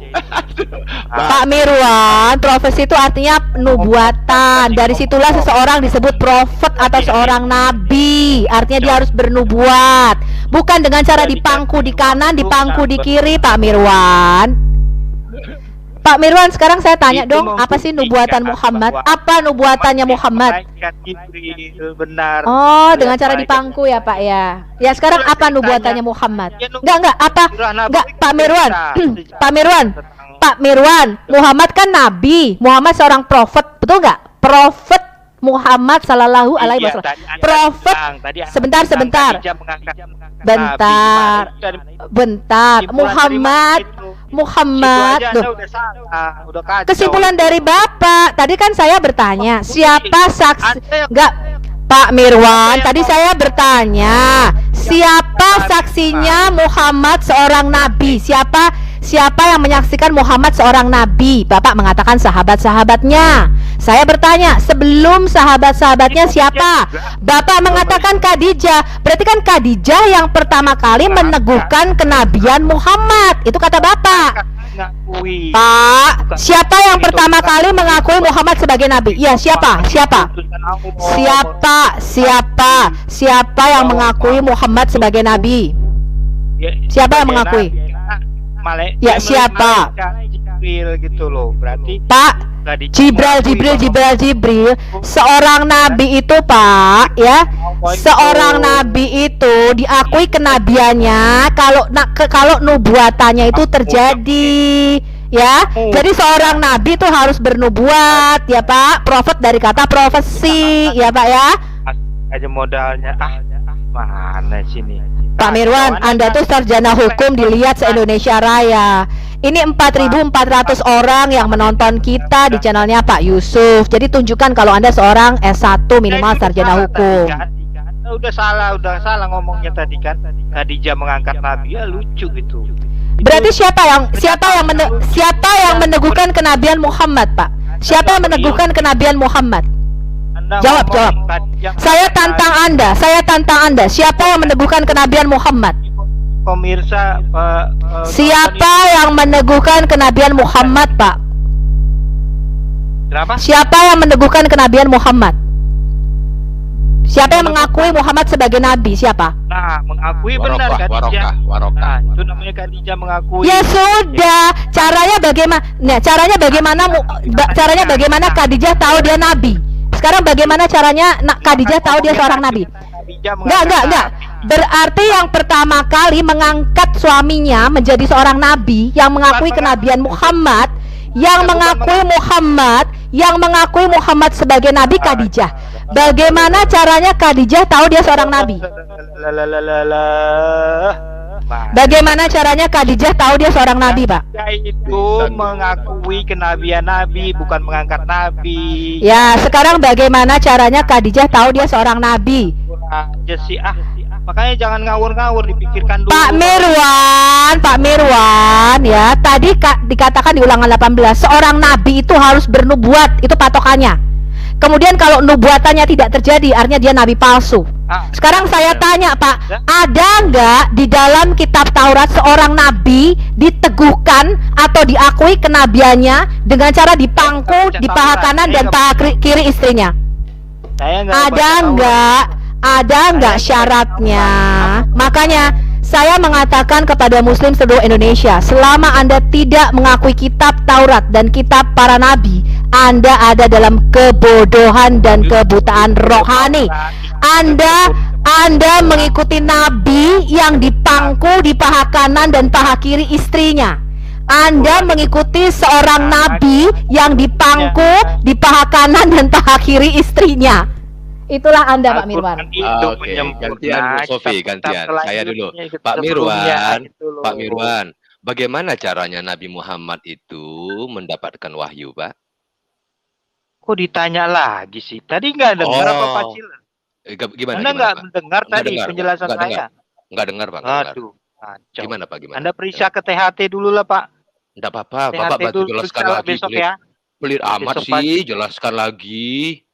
Ya, ngapain saya capek-capek jelasin orang yang nggak saya yang jelaskan, Pak. Saya yang jelaskan, Pak. Nah, ini nih caranya Muhammad dapat wahyu. Pak Yusuf bantu tayangkan, Pak. Makasih loh, Pak. Ya. Ini dari Sahih Muslim. Ya. Telah menceritakan kepada kami dan seterusnya dari bapaknya radhiyallahu anhu. Ia berkata, seorang laki-laki datang kepada Nabi SAW saat beliau berada di Jiranah. Laki-laki tersebut mengenakan jubah yang ada bekas kaluk. Kaluk itu artinya sejenis minyak wangi dari zafaran. Kemudian laki-laki itu bertanya, apa yang mesti saya lakukan dalam umrohku? Suan berkata, ketika itu turunlah wahyu kepada Nabi SAW, lalu beliau diselimuti dengan kain. Saat itu Ya'la berkata, aku ingin melihat Nabi SAW ketika sedang menerima wahyu. Kemudian Umar pun bertanya, apakah kamu ingin melihat Nabi SAW ketika beliau sedang menerima wahyu? Ya'la berkata, maka Umar pun menyingkap sedikit ujung kain yang ditutupkan kepada Nabi SAW. Sehingga aku pun melihat beliau bernafas keras seperti terengah-engah, seperti terengah-engahnya onta. Salahnya di mana? Hadis itu salahnya di mana? Setelah menerima wahyu, beliau bertanya, mana orang tadi yang menanyakan tentang umrah? Anda stres, Cucilah kelakas kaluk di rambutmu dan jenggotmu, serta lepaskan jubahmu. Hadis ini salahnya di mana? Wahyu itu turunnya di balik selimut, Mirwan, dan napasnya harus terengah-engah seperti terengah-engahnya unta. Nggak ada yang salah. Nggak ada yang salah, nggak ada masalah. Itu pada ketawa semua. Bagaimana? Ketawa itu stres. Gimana ini Pak Kece? Ketawa itu stres tandanya. Masa baca gini aja stres? Waduh. Anda besok Pak Kasih, besok Anda ke THT dan psikiater ya. Mirwan, kamu rajin sholat ya, Mirwan ya.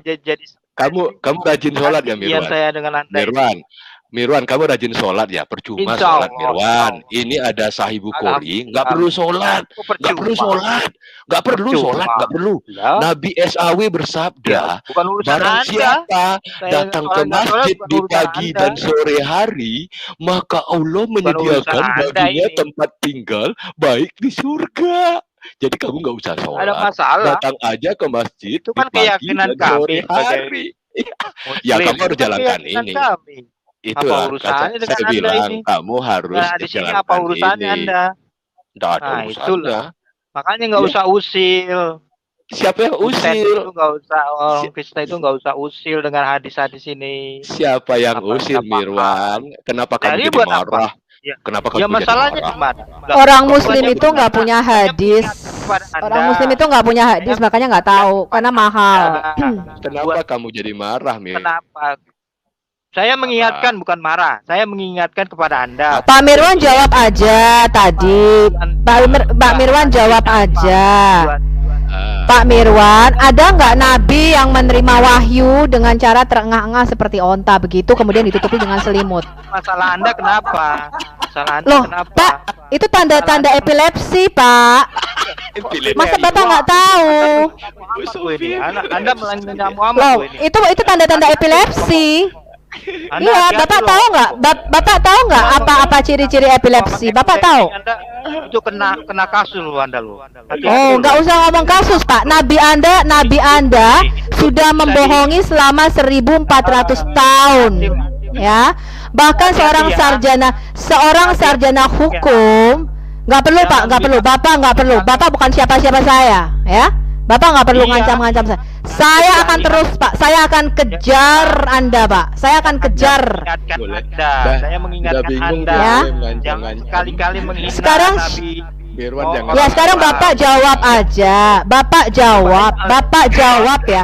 Bapak jawab ya. Nabi mana ya yang diteguhkan oleh istrinya Khadijah dengan cara dipangku? Nabi mana, Pak? Nabi mana yang diteguhkan dengan cara dipangku, Pak? Terus Nabi mana Bapak yang jawab. yang Kan mendapat udah saya wahyu bilang, dari Anda balik nggak paham selimut dengan dan hadis. ternapas terengah-engah kayak onta gitu Apa loh. dibahas Anda? Ya kan? Kenapa nggak paham? Orang udah jelas kok. Anda nggak paham. Ilmu Anda Pak. nggak nyampe. Nabi mana yang ditutup pakai kain, menerima wahyu, kemudian bernapas seperti onta? Apa masalahnya? Masalahnya Kok apa masalahnya? Karena nggak ada Nabi menerima wahyu dengan cara seperti itu, Pak. Apa urusannya Anda bahas di sini? Ada. Ada apa urusannya? Anda kan Kristen. Anda udah murtad kan? Anda Ngapain juga bahas-bahas? Maaf ya, Pak. Quran Anda membahas Alkitab kami, Pak. Ya, maaf ya. Nabi Anda sudah melecehkan agama kami, Pak. Ya, Nabi Anda sudah melecehkan agama kami dan kami berhak menjawab. Nih dengar penonton Dengar ya. Dengar ya, Pak Mirwan.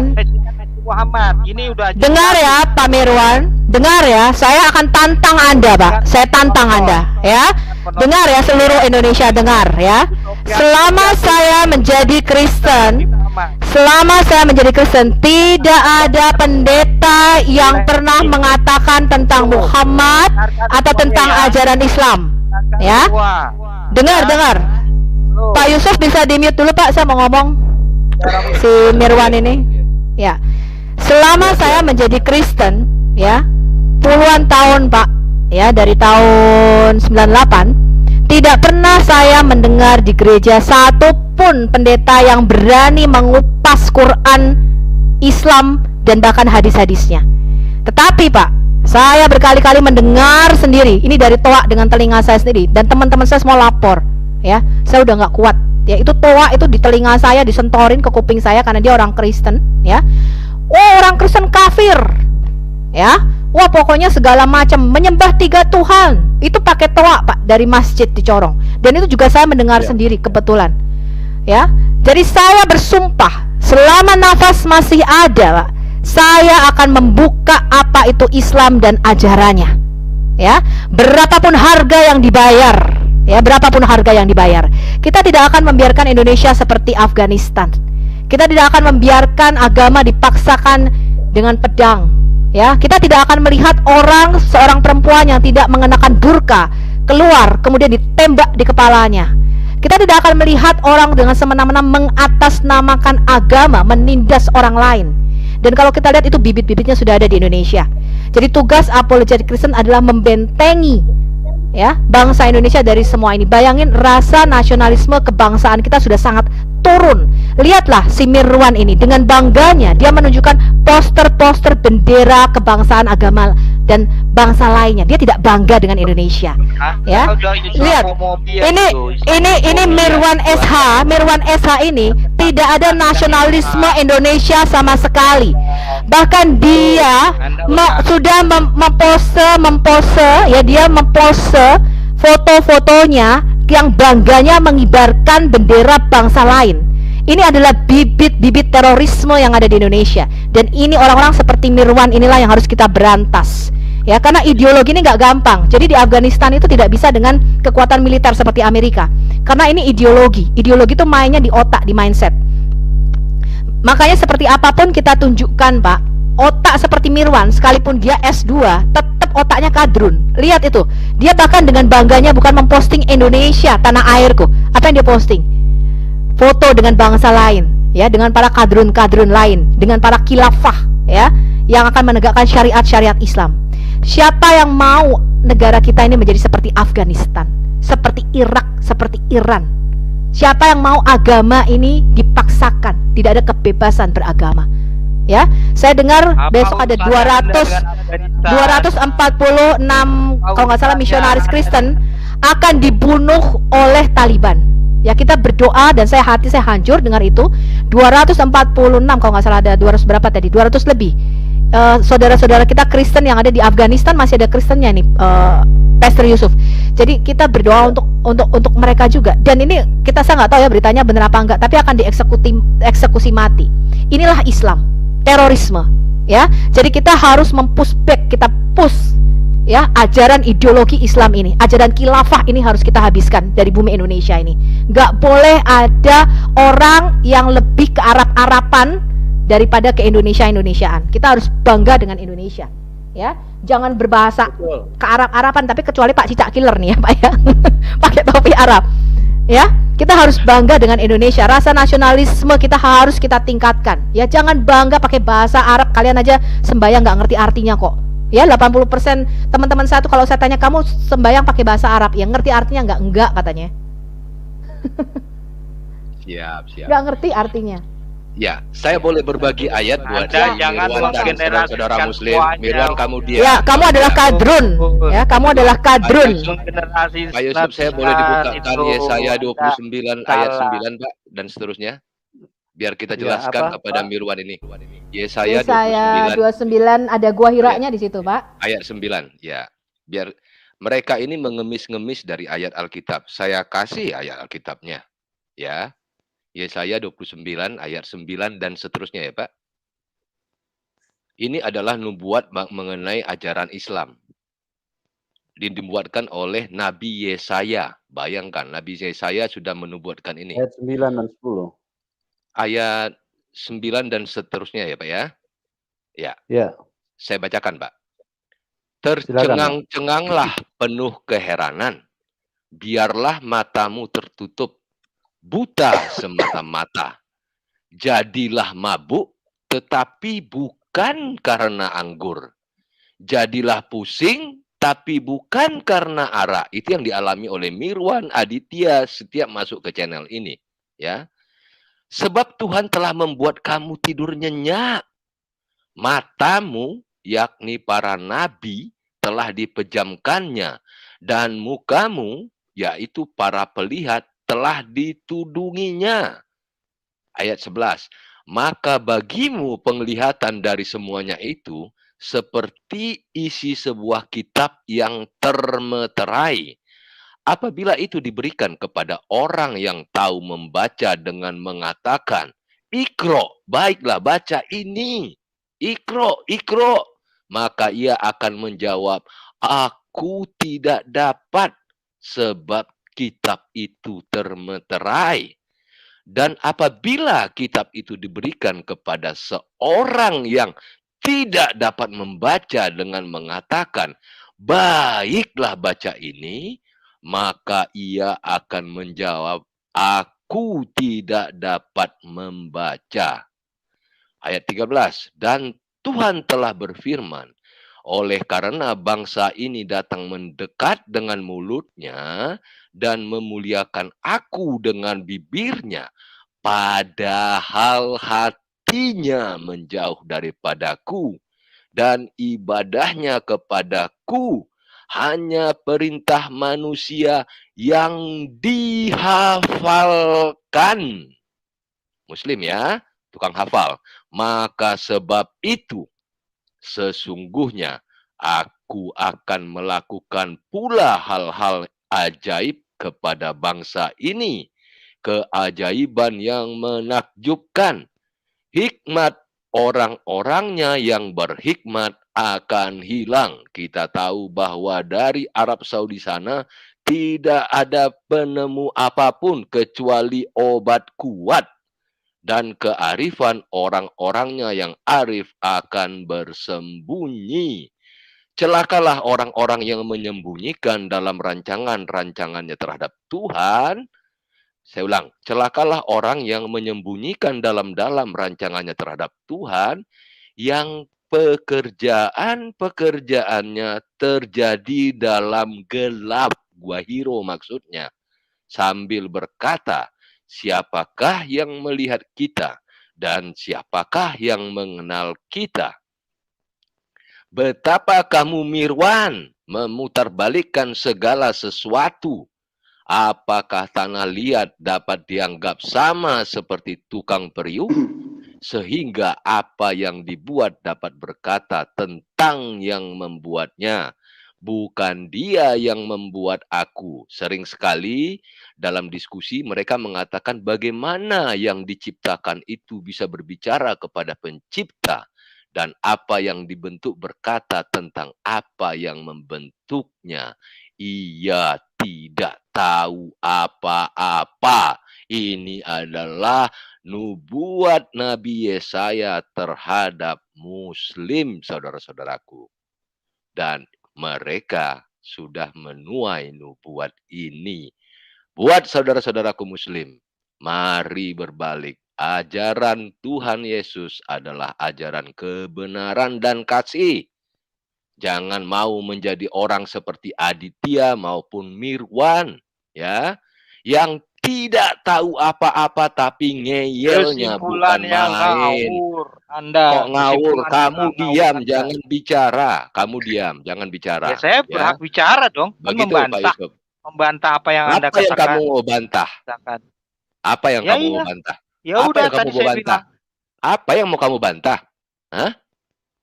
Bantah apa lagi kamu? Itu nubuat Nabi Yesaya tentang kamu, tentang agamamu.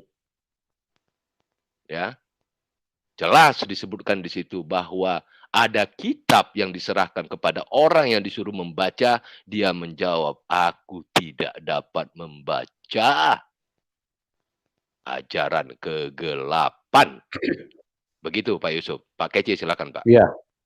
Baik. Jadi tadi Bu Sofiatul itu yang siapa? Khadijah yang memangku si Muhammad. Itu kan kalau menurut logika kita kan sangat tidak ini ya, tidak logis gitu loh. Karena biasanya yang pertama perempuan laki-laki itu yang pangku wanita. Tidak ada kedengaran kok laki-laki di pangku wanita. Itu kan sesuatu yang sangat tidak logis kalau kita mendengar apa pernyataan seperti itu ya. Terus kemudian ya itu kalau lagi pangku-pangkuan itu bukan pernyataan untuk menunjukkan seorang nabi. Lagi pangku-pangkuan dua lawan jenis itu kan tujuannya itu ke arahnya kemana? Kita tanpa kan suami istri Pak Yusuf. Kan suami istri, salah itu. Iya, begitu. Tapi kok suami istri yang dibahas di dalam tentang keagamaan, tentang keimanan, kok hal-hal yang begitu? Itu kan ingin membuktikan bahwa Nabi Muhammad itu benar-benar melihat malaikat Jibril. Berarti kan Muhammad tidak tahu siapa yang ditemui dia di Gua Hiro, ya kan? Karena Muhammad mengatakan, loh, Kok bisa tahu? Kenapa? Kalau tahu kenapa harus pakai ada pemeriksaan paha oleh Khadijah? Istrinya Khadijah itu. Nah, Loh, kalau enggak Muhammad enggak tahu. Muhammad mengatakan itu mungkin adalah jin atau setan pengikutku ketika dia menerima di Gua Hiro itu. Dia sampai ketakutan. Memang tidak tahu. Mau pada awalnya memang tidak tahu. Iya, Pak. Iya, Pak. Siapakah jin di Gua Hiro yang memberikan wahyu kepada kepada Muhammad? Bapak tahu nggak jin siapa itu? Saya bacakan Jin hadis. siapa yang ada di Gua Hiro? Saya bacakan hadisnya, Bu. Tapi Muhammad mengatakan jin, Pak. Muhammad mengatakan yang dilihat itu jin. Dia belum tahu. Karena dia belum tahu. Oh, jadi nggak bisa bedain itu siapa jin apa Jibril ya, Pak ya? Ya, makanya tadi di nubuat di. Tapi gini loh, Pak. Tapi begini, Pak. Nabi-nabi lain itu, enggak, nabi-nabi lain itu ketika didatangi malaikat itu tidak membawa teror, Pak. Nabi-nabi lain ketika didatangi malaikat itu tidak membawa teror. Contohnya seperti ketika Jibril datang kepada Maryam, ya, mengatakan assalamualaikum, shalom, damai sejahtera bagimu, bukan mencekik Maryam, Pak. Ya. Jadi kalau Jibril yang ada di Gua Hiro itu nggak mungkin mencekik nabi Anda, Pak. Makanya nabi Anda ketakutan. Nabi Anda bangun dari tidurnya sampai dia tersandung, Pak. Dikatakan nabi Anda tuh turun dari gunung di Gua Hiro tuh tersandung, ya. Dia ketakutan sampai di tempat Khadijah, dia jatuh rebah di pangkuan Khadijah, pingsan, Pak. Dan Khadijah membangunkannya dengan air dingin. Oh, pingsan lagi ya, Bu ya? Ini ada pingsan di hadis. Iya. Di hadis saya nih, Bu. Saya bacakan, Bu. Saya bacakan Musnad Ahmad 2812. Nabi SAW meminta kepada Jibril agar bisa melihat dalam wujud aslinya. Maka dia atau Jibril mengatakan, "Memohonlah kepada Tuhanmu." Maka beliau pun, Muhammad pun memohon kepada Tuhannya. Lalu muncullah warna hitam dari arah timur. Kemudian naik dan menyebar. Ketika Nabi SAW melihatnya, beliau pingsan.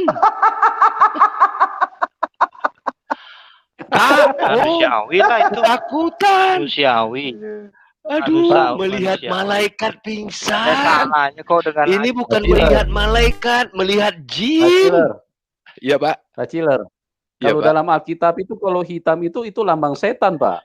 Kegelapan Jin, Pak, itu. setan. Kegelapan, Pak. Ya. Kaget ini. Nah, Menurut Anda. Orang kalau ketemu setan pasti itu pingsan, kan pemahaman Pak. Anda yang kaget dia, Pak. Ternyata Jibril itu kayak setan. Ya, kalau Anda tidak percaya dengan hadis ini, dari arah timur. Kemudian Pak Ciler. Pak Ciler. Ya. Tadi kan kesaksiannya Pak Imron masih ada di sini nggak ya? Di sini. Pak Imron masih ada? Nggak ada ya? Ada Mbak Subiatu. Oh, Pak Imron, sorry. Tolong diturunkan dulu Pak Imron, saya mau bicara. Pak Imron, tadi kan ada kesaksian Pak Imron pernah didekap sama sesuatu ya, Pak? Setan atau apa ya, yang besar. Betul. Itu saya juga sama, Pak. Jadi Bapak didekap sampai nggak bisa bernafas ya, Pak? Tadi kalau saya dengar kisah Bapak. Iya, itu apa Pak kira-kira? Setan kah, jin kah, atau apa menurut Pak Imron? Kok sama pengalamannya sama Nabi Muhammad nih, Pak? Dicekik sampai nggak bisa bernafas. Tanpa mendeskripsikan yang lain, tetapi ya memang pengalaman dari perjalanan saya dari yang lampau, yang dulu, memang itu ya sejenis, ya katakanlah, saya kalau menamakan ya genderuwo ya setan seperti itu. Buktinya dengan saya secara otomatis dari dalam keluar dalam nama Tuhan Yesus, apapun yang apa pada diri saya atas kuasanya lenyap, langsung lenyap gitu. Ibu ya, Sophia, bisa dengar suaranya Pak Imron. Pak Imron, bisa dengar? Bisa Pak. Ya, saya juga mau cerita. Saya mau meneguhkan kesaksian Pak Imron. Dalam hidup saya ngelihat setan 2 kali, Pak. Yang pertama ketika saya baru bertobat, pengalamannya sama, Pak, dicekik, Pak. Ya, jadi pada waktu itu saya lagi tidur, saya bertobat semester 4 ya. Pada waktu itu kemudian lagi tidur ini Pak, tengah malam, saya nggak tahu, kayaknya hampir jam 3 pagi ya, kalau saya ingat pada waktu itu hampir jam 3 pagi. Itu ada suara ketawa di kamar saya. Jadi saya bangun, suara ketawa setan itu ternyata bukan hihihihihi kayak di film-film itu, bukan. Tapi hahaha gitu menggema Pak di kamar itu. Saya sampai bangun, saya kaget siapa yang ketawa gitu. Mungkin di mute dulu Pak Imron. Iya, Bu Supriyato. Oke. Mic-nya di mute Pak. Ya, oke. Pada waktu itu ya Pak, terus kemudian suaranya menggema, ini ada yang nggak di mute. Ya, jadi pada waktu itu sesosok tinggi besar Pak, sama seperti yang Pak Imron katakan, tapi saya nggak bisa lihat wajahnya. Itu hitam Pak, di sebelah kanan saya berdiri. Terus dia mengatakan, kamu milikku katanya. Saya katakan tidak, saya milik Kristus. Dia bilang 2 kali dia ngomong kamu milikku. Dia bilang saya tidak, saya milik Kristus. Terus dia tuh mau dekep saya Pak, dia mau cekik saya Pak. Saya langsung darah Yesus, saya darah Tuhan Yesus tolong, saya bilang gitu. Tiba-tiba ada angin dari arah kiri itu kemudian nyaut, ini setan ini Pak, wus begitu, sampai akhirnya saya bisa duduk lagi, saya bisa tenang gitu ya, dalam kondisi tidak ketakutan. Jadi memang setan ya, itu kalau kita ketemu itu mencekik ya, dan itu saya juga mengalami sendiri. Makanya tadi ketika Pak Imron mengatakan seperti itu, saya ingat gitu loh, iya saya juga pernah ketemu sekali dan itu mau cekik saya Pak gitu. Bener-bener waktu itu saya juga doa sama kayak Pak Imron juga. Saya bilang darah Yesus tolong saya, darah Yesus tolong. Saya doanya itu Pak waktu itu Pak Imron. Dan itu memang tinggi besar dan hitam Pak, warnanya hitam. Begitu Pak Chiller. Jadi yang warna hitam-hitam ini kita agak ngeri juga ini Pak. Itu kegelapan, Bu. Iya, pasti kegelapan karena saya juga melihat itu hitam tinggi gede Pak. Saya cerita sedikit boleh ya, kesaksian saya ya. Saya waktu itu pernah tinggal di Bali dari tahun 2012 sampai 2016 di Bali. Jadi saya ada kos di salah satu tempat kos di Bali. Tadi di channel saya juga ada cerita ini. Pada saat itu saya menempati kamar yang tidak pernah ditempati orang sejak tempat kos itu didirikan. Tapi saya nggak punya pemikiran apapun memang ya. Saya lihat ini kamar bagus, letaknya di depan sehingga saya tidak terlalu jauh untuk dari parkiran gitu ya. Nah, kemudian Pak Imron, mohon maaf bisa di-mute Pak. Ya. Jadi pada saat itu saya mandi. Kemudian pada saat saya mandi itu lengan saya ini digaruk, luka memang, baret, kayak orang kena garuk tangan kuku panjang gitulah. Dan malamnya di sudut pintu kamar saya itu ada bayangan hitam besar memang. Bayangan hitam Pak, besar, ini Jumat horor Pak, ini harusnya malam sunnah jadi malam horor ya. Enggak usah takut. Jadi tapi ya saya percaya dengan Tuhan Yesus. Tuhan Yesus itu adalah Tuhan yang hidup, Tuhan yang benar. Tuhan yang memang bisa melindungi kita. Kita cukup melantunkan lagu-lagu pujian, kemudian kita berdoa. Puji Tuhan, saya kos di situ 3 tahun. Jadi tahun pertama saya kos di tempat lain, di tempat itu saya paling lama kos 3 tahun. Dan sampai sekarang saya masih hidup, masih sehat, dan roh-roh jahat itu tidak ada yang mengganggu saya. Karena mereka takut dengan kuasa Tuhan Yesus itu, kita harus yakin itu.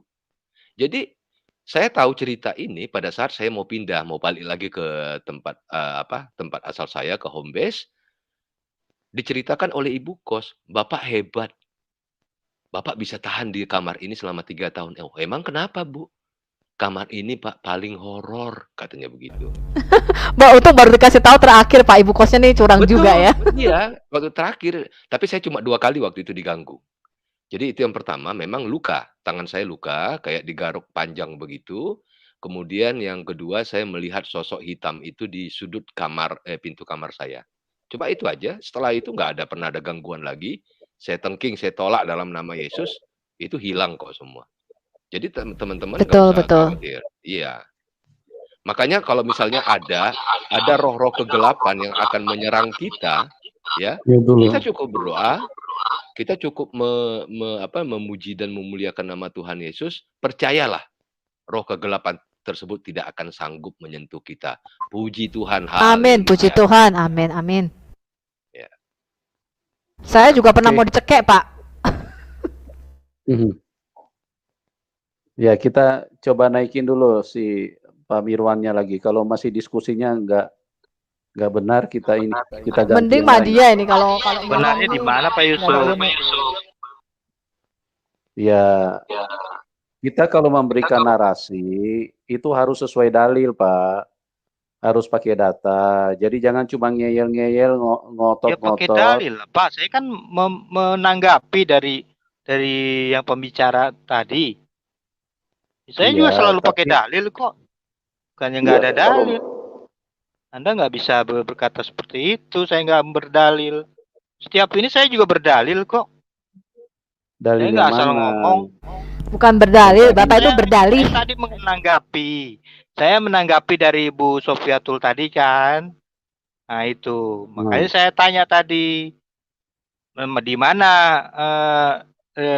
dalilnya Khadijah itu mengangkat Nabi katanya. Padahal bukan mengangkat Nabi, dia hanya mengakui bahwa Muhammad itu melihat malaikat Jibril gitu. Jadi itu membuktikan kan apa, Pak? bahwa Berdasarkan Muhammad apa? itu diangkat sebagai nabi.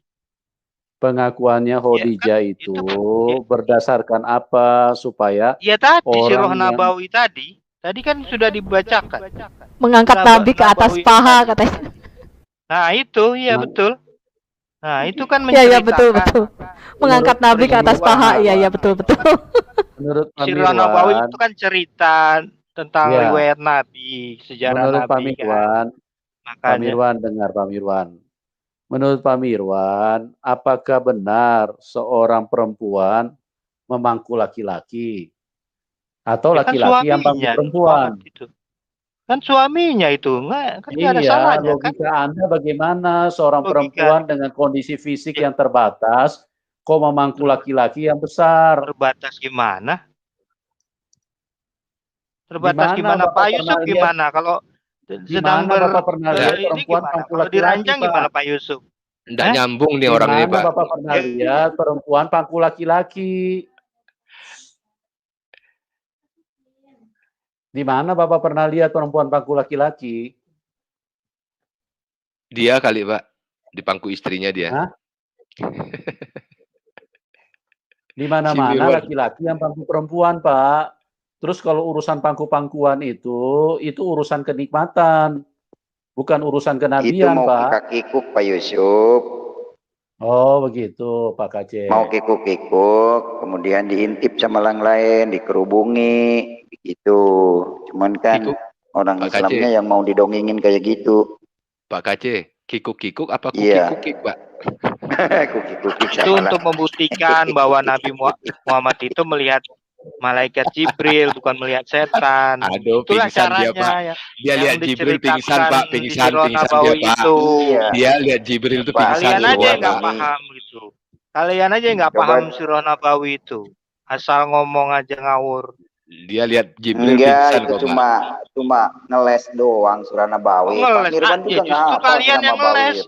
Justru kalian yang Iya, Pak Mirwan juga nggak hafal Sirah Nabawi. Tadi kan diceritakan. Tadi kan udah diceritakan itu Pak Kaceh. Iya, bab berapa, nomor berapa itu gitu loh. Itu kan untuk membuktikan. Lah, tadi kan udah ditampilkan. Oh nanya nomor berapa sih? Anda kemana tadi Pak Kaceh? Tadi kan sudah ditampilkan sama Bu Sofiatul itu. Sirah Nabawi itu kan menceritakan. Pak Mirwan, saya mau nanya, Bapak udah menikah berapa tahun, Pak? Untuk apa? Tanya-tanya pribadi saya. Saya berpikir aja, Bapak ini ngeyelnya kayak gini, istri Bapak kok betah gitu, Pak? Itu urusan saya itu, urusan Anda. Kenapa Anda usil? Anda nggak perlu usil. Kita aja Anda koreksi diri aja. 1 jam di sini, Pak, udah nggak betah dengar Bapak ngomong. Ya, koreksi diri aja. Anda koreksi diri aja itu, jangan ngurusin orang. Urusi diri, koreksi, introspeksi diri. Jangan ngolok-olok orang. Koreksi diri sendiri aja, Pak. Hati-hati ngomongnya makanya. Udah gini aja, Pak Mirwan, saya tanya. Nah, Muhammad kan prophet ya, Pak. Prophet Muhammad, Allah berdoa atasnya dan memberi salam. Nah, sekarang saya tanya, kalau seorang prophet, seorang nabi, nubuatan Muhammad apa, Pak? Di Al-Quran nggak ada nubuatan kok. Nggak ada itu kan di Di Injil Al-Quran nubuat. nggak ada nubuatan. Berarti Muhammad adalah satu-satunya nabi yang tidak bernubuat ya, Pak ya? Betul, Bukan, betul, itu betul, bagus, kesimpulan bagus, Anda. bagus. Itu kan Loh, kesimpulan bukan. Anda. Kan Muhammad, begini, Muhammad kan gelarnya disebut nabi, prophet, dari kata profesi. Tadi Bapak katanya profesional, profesi. Nah, sekarang sebagai seorang nabi yang profesional, masa Muhammad tidak bernubuat? Katanya tadi di Quran nggak ada nubuatan. Gimana nih Pak Ciler? Saya bingung, Pak. Seorang nabi tidak bernubuat ini gimana, Pak? Bisa jadi nabi? Nabi itu juga asal Nubuat katanya itu dari kan di Injil dan Taurat, hanya ada di Bukan Pak Mirwan. Contohnya nih ya, Pak Mirwan itu disebut sarjana hukum karena praktek hukum seorang pengacara ya. Sekarang seseorang itu disebut nabi karena dia bernubuat, Pak, bukan karena dia profesional membuat tempe mendoan. Karena seseorang itu bernubuat. Sebentar Pak Mirwan. Seseorang itu disebut nabi karena bernubuat, bukan karena profesional membuat tempe mendoan. Sekarang saya tanya, apa nubuatan Muhammad? Bapak mengatakan tidak ada. Nubuatan tidak ada dalam Al-Quran, Loh. itu tidak ada. Lah kalau gitu kenapa Muhammad disebut nabi, Pak? Nabi itu kan bernubuat, nubuah. Pak, Bapak tahu kata nubuah nggak? Bapak tahu kata nubuah nggak? Bapak tahu kata nubuah nggak? Nabi itu artinya apa sih, Pak? Nabiin itu artinya pelihat. Pelihat itu artinya seseorang yang tahu masa depan karena dia bernubuat, dia meramal. Nih loh, nanti kamu akan terjadi begini-begini. Makanya orang-orang nanya, mana tandanya kamu seorang nabi? Mana tandanya kamu seorang nabi? Oh, jadi Injil itu ramalan. Loh, ada 8.300 nubuatan di dalam Alkitab kita, Pak. Bapak tahu nggak? Kalau Alkitab Perjanjian Lama itu Alkitab Perjanjian Lama itu merupakan Alkitab yang penuh dengan nubuatan. Bapak tahu nggak itu? Nggak tahu, Tadi Bapak mengatakan 0 nubuatan di dalam Quran. Saya mengatakan ada 8. Iya, bukan Quran. Tidak ada nubuatan di dalam Quran ya, Pak ya? Sebentar. Tidak ada. Loh, kalau nggak ada kenapa disebut nabi, Pak? Kenapa nabi tidak bernubuah? Nabi kan harusnya bernubuah. Bukan nubuah istilahnya dalam Al-Quran. Loh, Pak, sebentar. Muhammad itu profesional sebagai seorang nabi apa profesional membuat tempe mendoan? Coba Bapak jawab dulu. Apa pekerjaan Muhammad apa sih? Saya bingung loh. Katanya nabi. Muhammad itu nabi, diutus oleh nabi. Allah. Oke, nabi itu kan pekerjaannya bernubuat, Pak. Nabi itu pekerjaannya bernubuat. Enggak, nabi itu kan pekerjaan bernubuat, bukan bikin tempe mendoan. Di Injil Taurat. Apapun itu, seorang nabi itu artinya bernubuat. Nah, sekarang coba sebutkan apa nubuatannya Muhammad, Pak. Sebutkan. Enggak, udah saya bilang nubuat itu tidak ada istilahnya di Al-Quran. Anda paham nggak sih? Ya, silakan Pak. Ya, Pak Mirwan yang saya hormati. Yang terhormat Pak Mirwan. Begini Pak Mirwan.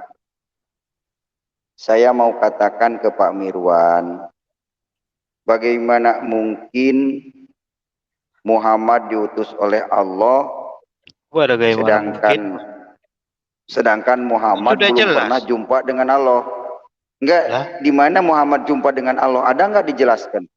Waktu Isra Mi'raj ada dijelaskan kok. Enggak, saya ini Islam dari kecil, saya pernah jadi ustadz, jadi imam masjid, pernah mengajar di masjid, Pak Mirwan. Berarti saya Anda ini pernah jadi ustadz. Isra Mi'raj itu. Ya. Berarti Anda kan tidak paham. Tidak ada di dalam Isra Mi'raj kan mimpi. Tidak ada Muhammad. Iya, walaupun mimpi. Ya, Anda itu yang mimpi. Ya. Oh, mimpi. Yang ketemu Yesus itu kan juga mimpi kan? Ya sih. Mimpi. Indonesia dicekokin dengan pengajaran mimpi juga kan? Ketemu Yesus itu. Aduh, ketemu dengan pengajaran mimpi juga ini, kan? Pak. Ketemu Yesus itu. Coba Pak Ciler bentangkan itu pengajaran mimpi itu. Aduh. Tampilkan hadisnya Isra Mi'raj, Pak, mimpi. Iya, rusak ini Indonesia dicekokin dengan pengajaran mimpi.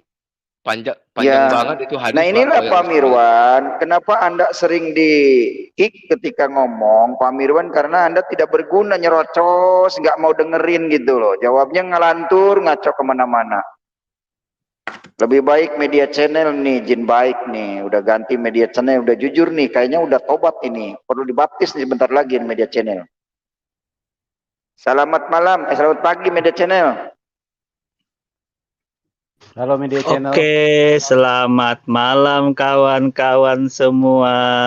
Selamat belajar malam kawan-kawan. Selamat malam media channel. Hadis kan lengkap Itulah kawan, istimewanya.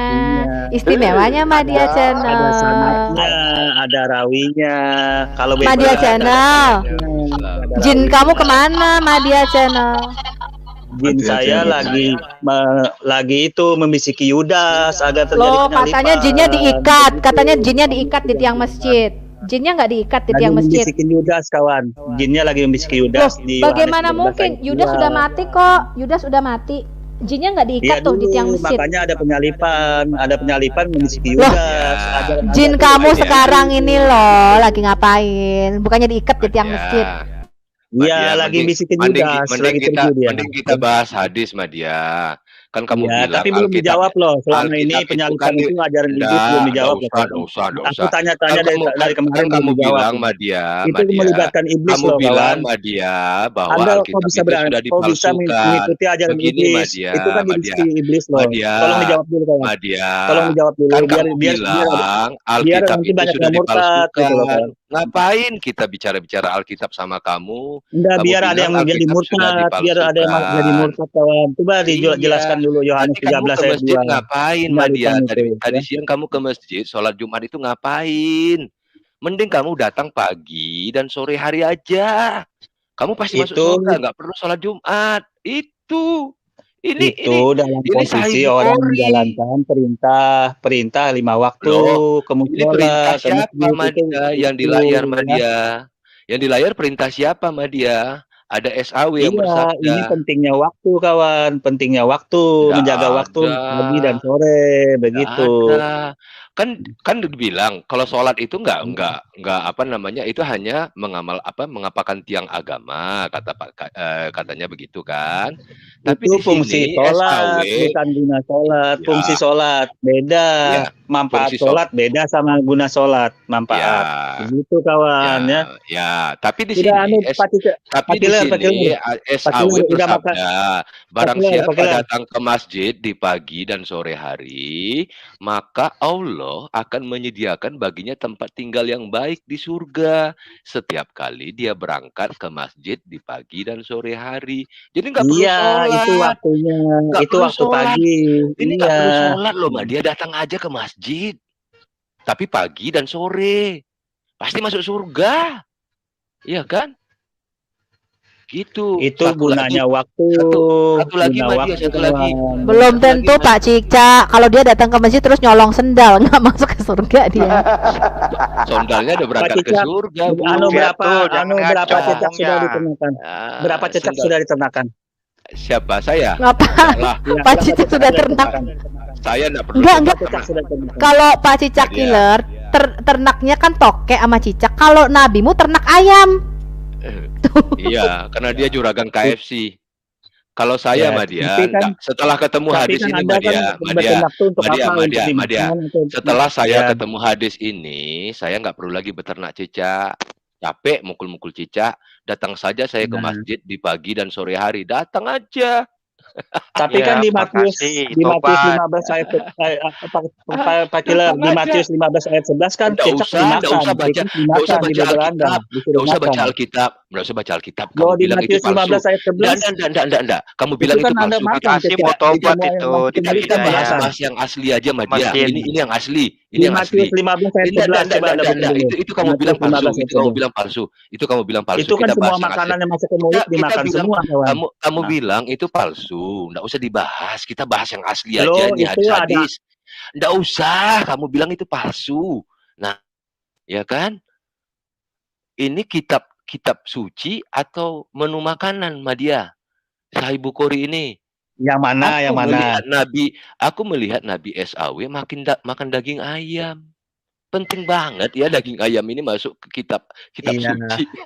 Ya penting dong. Ada halal haramnya. Kalau di agama Anda kan tidak ada aturan. Semua dimakan. Ada itu dibilang haram, ada dibilang haram, halal tidak ada.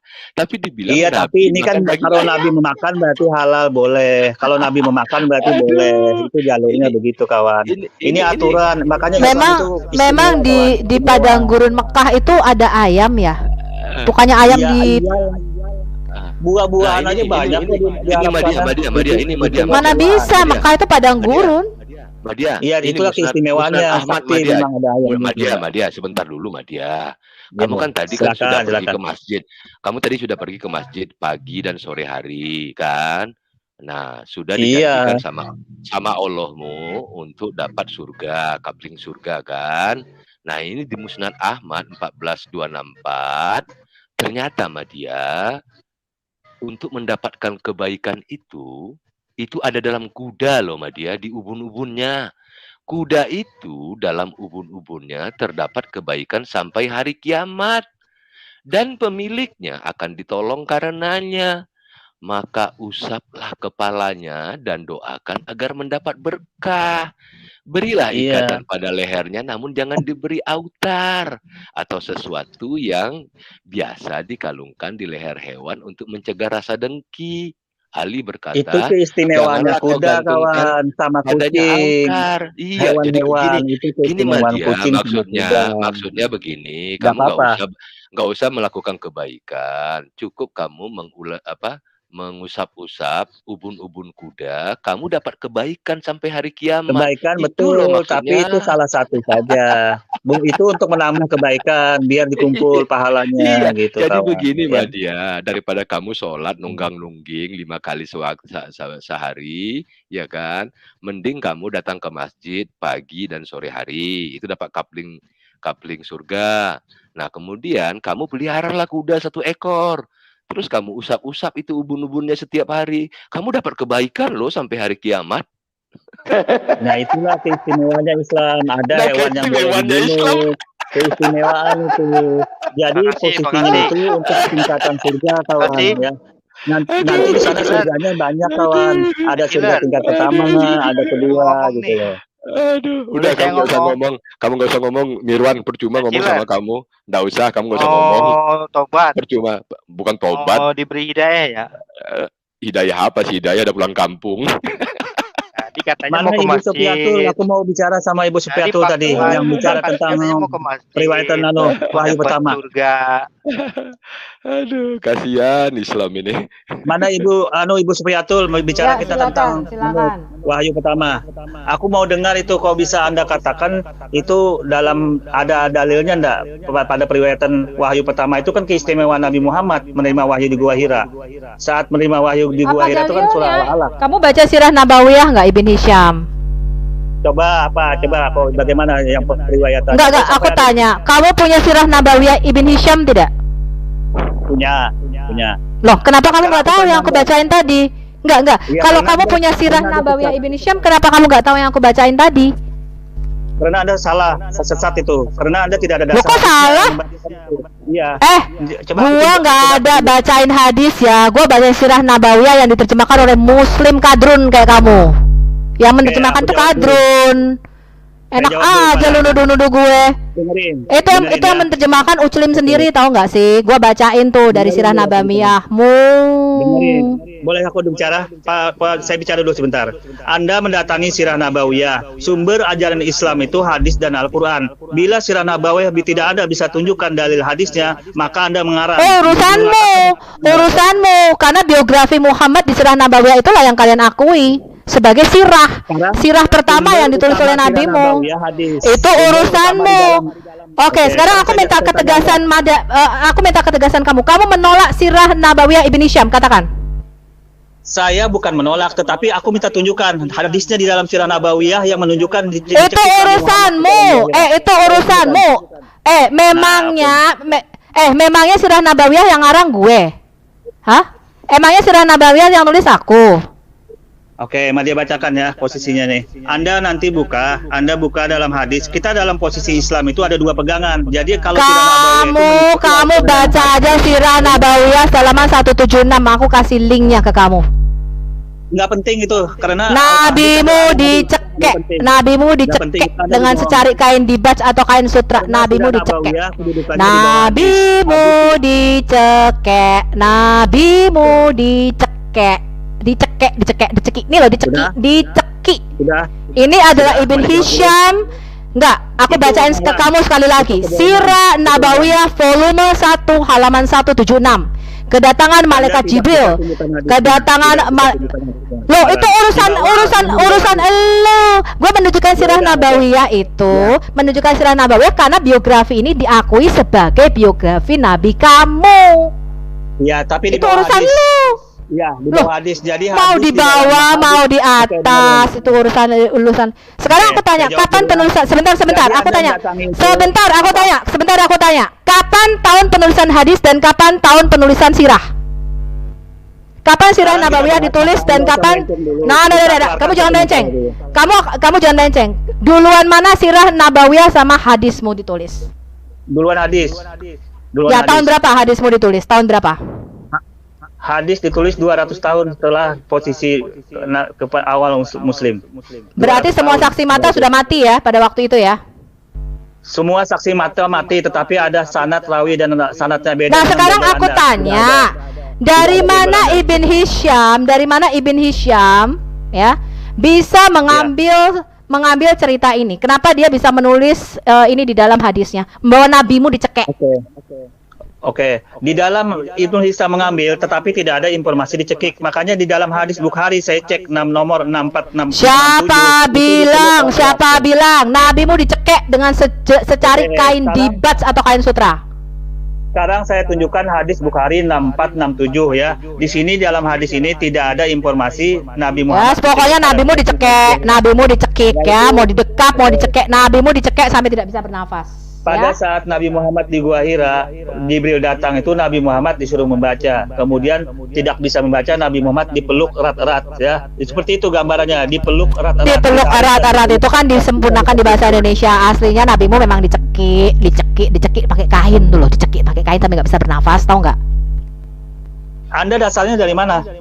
Loh, kamu tadi nggak lihat Sirah Nabawiyah? Sirah Nabawiyah itu dasarnya dari hadis, mengambil dari hadis. Hadismu itu aslinya katanya dicekek. Ini sekarang aku lihat nih ya, siapa yang disebut Allah. Sekarang Anda buka sirah itu, mana hadis-hadisnya di dalam sirah itu? Itu ada dasarnya di dalam sirah itu. Urusan lu. Yang harus sebentar, saya tantang kamu menolak Sirah Nabawiyah Ibn Hisham. Saya challenge kamu. Saya tantang kamu menolak Sirah Nabawiyah tulisan Ibn Hisham. Saya tantang kamu sekarang menolak Sirah Nabawiyah Ibn Hisham. Sebutkan, kamu tolak Sirah Nabawiyah. Enggak. Kamu tolak dulu Sirah Nabawiyah Ibn Hisham. Saya tantang kamu. Loh, Pak. Berarti bila melanggar hadis, sekarang dia tertolak. Saya tantang kamu tolak. Berarti kamu menolak ya Sirah Nabawiyah Ibn Hisham. Ingat ya umat muslim, Madya Channel tidak mengakui Sirah Nabawiyah Ibn Hisham. Ya. Alah Pak Mirwan, gak usah ngomong kawan-kawan itu gak tahu apa-apa. Saya dengerin. Anda ngarang. Nabimu dicekek. Nabimu tuh dicekek.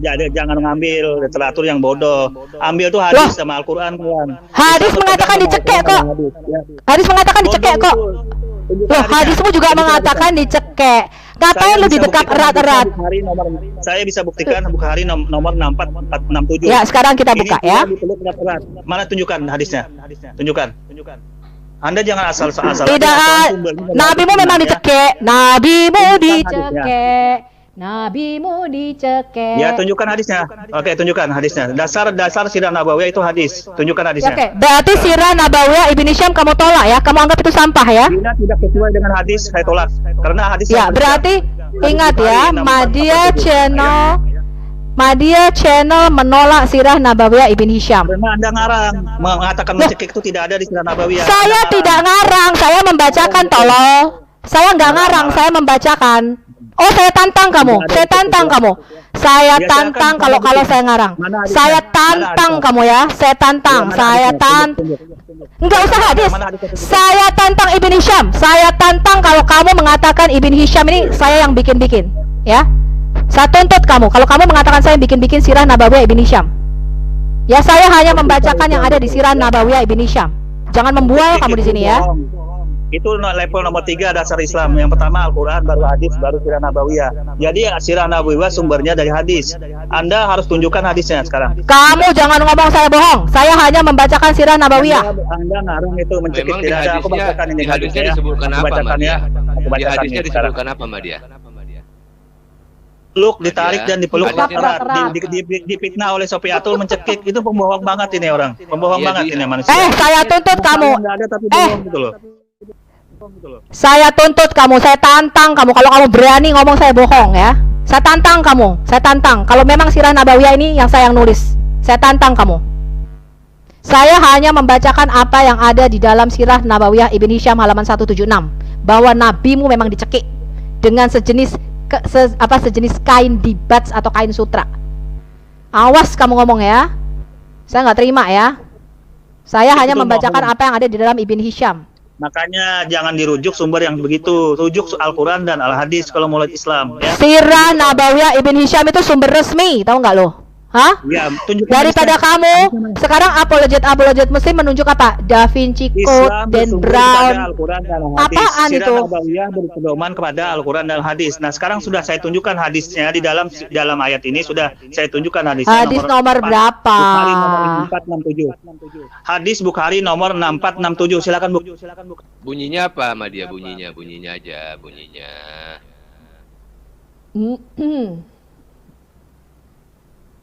Dia ngomong saya ngarang hadis, yang bener aja. Sebentar ya. Salah lagi dia ngasih hadis. Hadis Bukhari ya? Hadis Bukhari. Kita lihat bahasa Arabnya aja, Pak. Iya.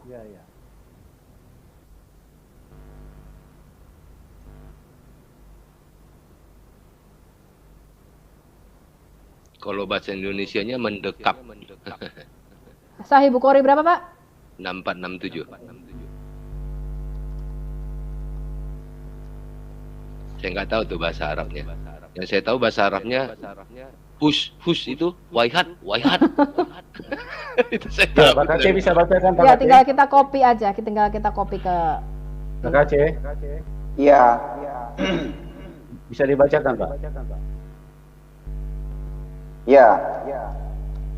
Walako subhanahu pakana yati hiroan fayatahanat bihi wa huwa ta'abudu ladhi layali apa naikin lagi. Naikin. Terus naikin. langsung dikata yang dicekik itu, Pak. Iya. Nah itu. Rasa hatta balagu mini jahdu ma'ar allanani waqala akro abismi rabbikal ladzi khalaq. Nah itu. Hatta balagu. Naik lagi. Nah, iklam. Insana ma lam ya'lam. Waraja'a biha tarjuku wawaditu hatta taqola ala odijah waqola jamiluni cantik jamiluhu dan kecantikannya atau dakhala ala jannah. Jelas ya, Nabi Muhammad itu memang dicekik. Iya, benar. Udah itu. Ya, kita copy paste nih. Saya carikan dari korpus Korpus Quran Itu sebentar. terjemahannya itu.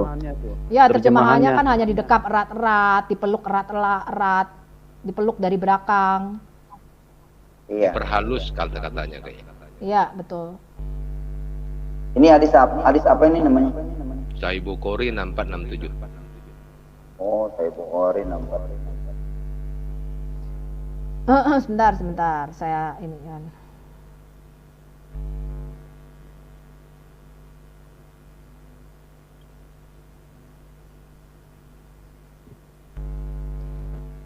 Ya, oke. Itu bahasanya hanya diperhalus. Let me see. Memang muslim ini seperti ini Pak, kata yusaluna, Allah berdoa, Allah sholat aja mereka bisa muntir. Enggak, mana kata-katanya di situ yang mencekik di hadis ini, coba aku minta tunjukkan. Sopiatul, mana Ya, memang kata-kata yang mencekik dalam hadis ini?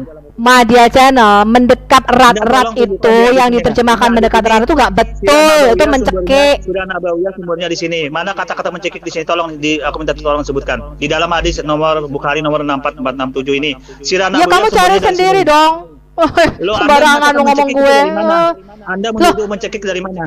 Hadis ini mendekap erat-erat itu hanya terjemahan, aslinya bahasa Arabnya memang dicekik. Tahu nggak lo? Ya, mana bahasa Arabnya? Coba mencekik mana bahasa Arabnya di sini. Coba aku tunjukkan di hadis ini. Mana?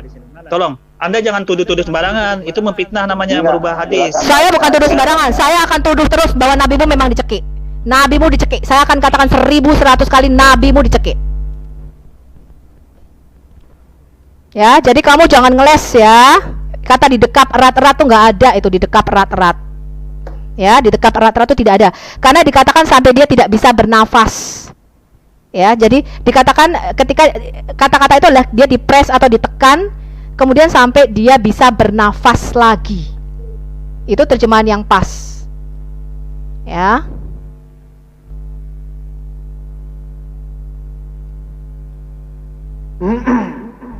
Jadi Madia. Boleh saya bicara? Nah, ini si Sopiatul ini suka merubah-rubah hadis orang gitu loh. Ini anehnya, wataknya suka aneh. Aku bukan merubah hadis ya, aku membacakan dari Sirah Nabawiyah Ibn Hisham. Itu Sirah urusanmu. Kalau terjemahannya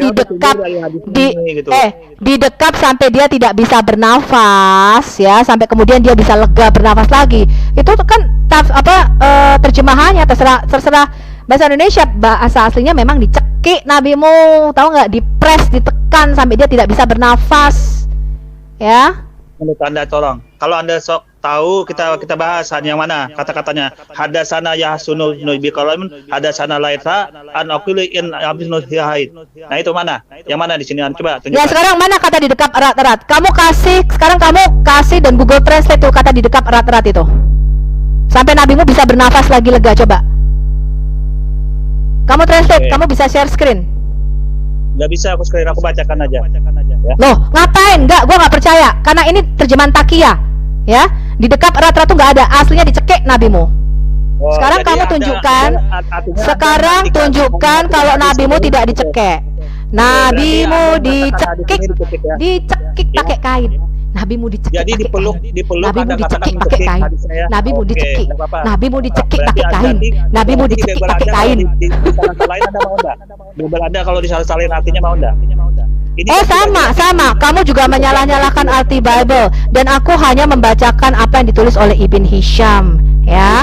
Jadi di situ kata didekap itu bukan didekap erat-erat. Aslinya ditekan. Ya, aslinya bukan didekap erat-erat tapi ditekan.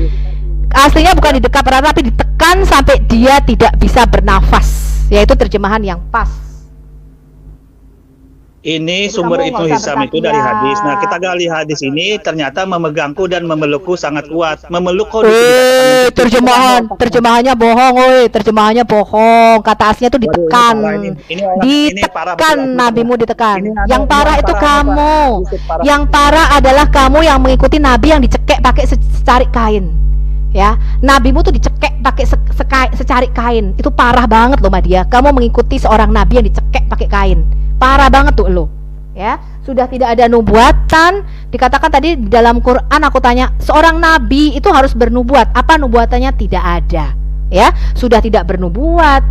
Kemudian dicekik pakai kain. ya, ditekan sampai dia tidak bisa bernafas. Sekarang aku tanya, itu Yesus itu menubuat dalam posisi? Gak usah tanya. Sekarang aku tanya, apa nubuatan nabimu? Apa nubuatan nabimu? Nabimu profesional sebagai nabi atau profesional sebagai apa? Katanya Allah berdoa kepada nabimu, ya kan? Allah sallallahu alaihi wasallam. Nubuat itu apa, aku tanya? Nubuat apa? Allah katanya berdoa. Enggak, Allah berdoa. Sekarang enggak usah ngomong nubuat. Kamu kan enggak tahu. Kata nabi aja. Kamu tahu kata nabi itu artinya apa enggak? Nabi itu kerjaannya apa sih? Main catur, main kelereng atau apa coba? Nubuat loncat. Apa kerjaan nabi? Loncat enggak beres ini Sofiatul orangnya.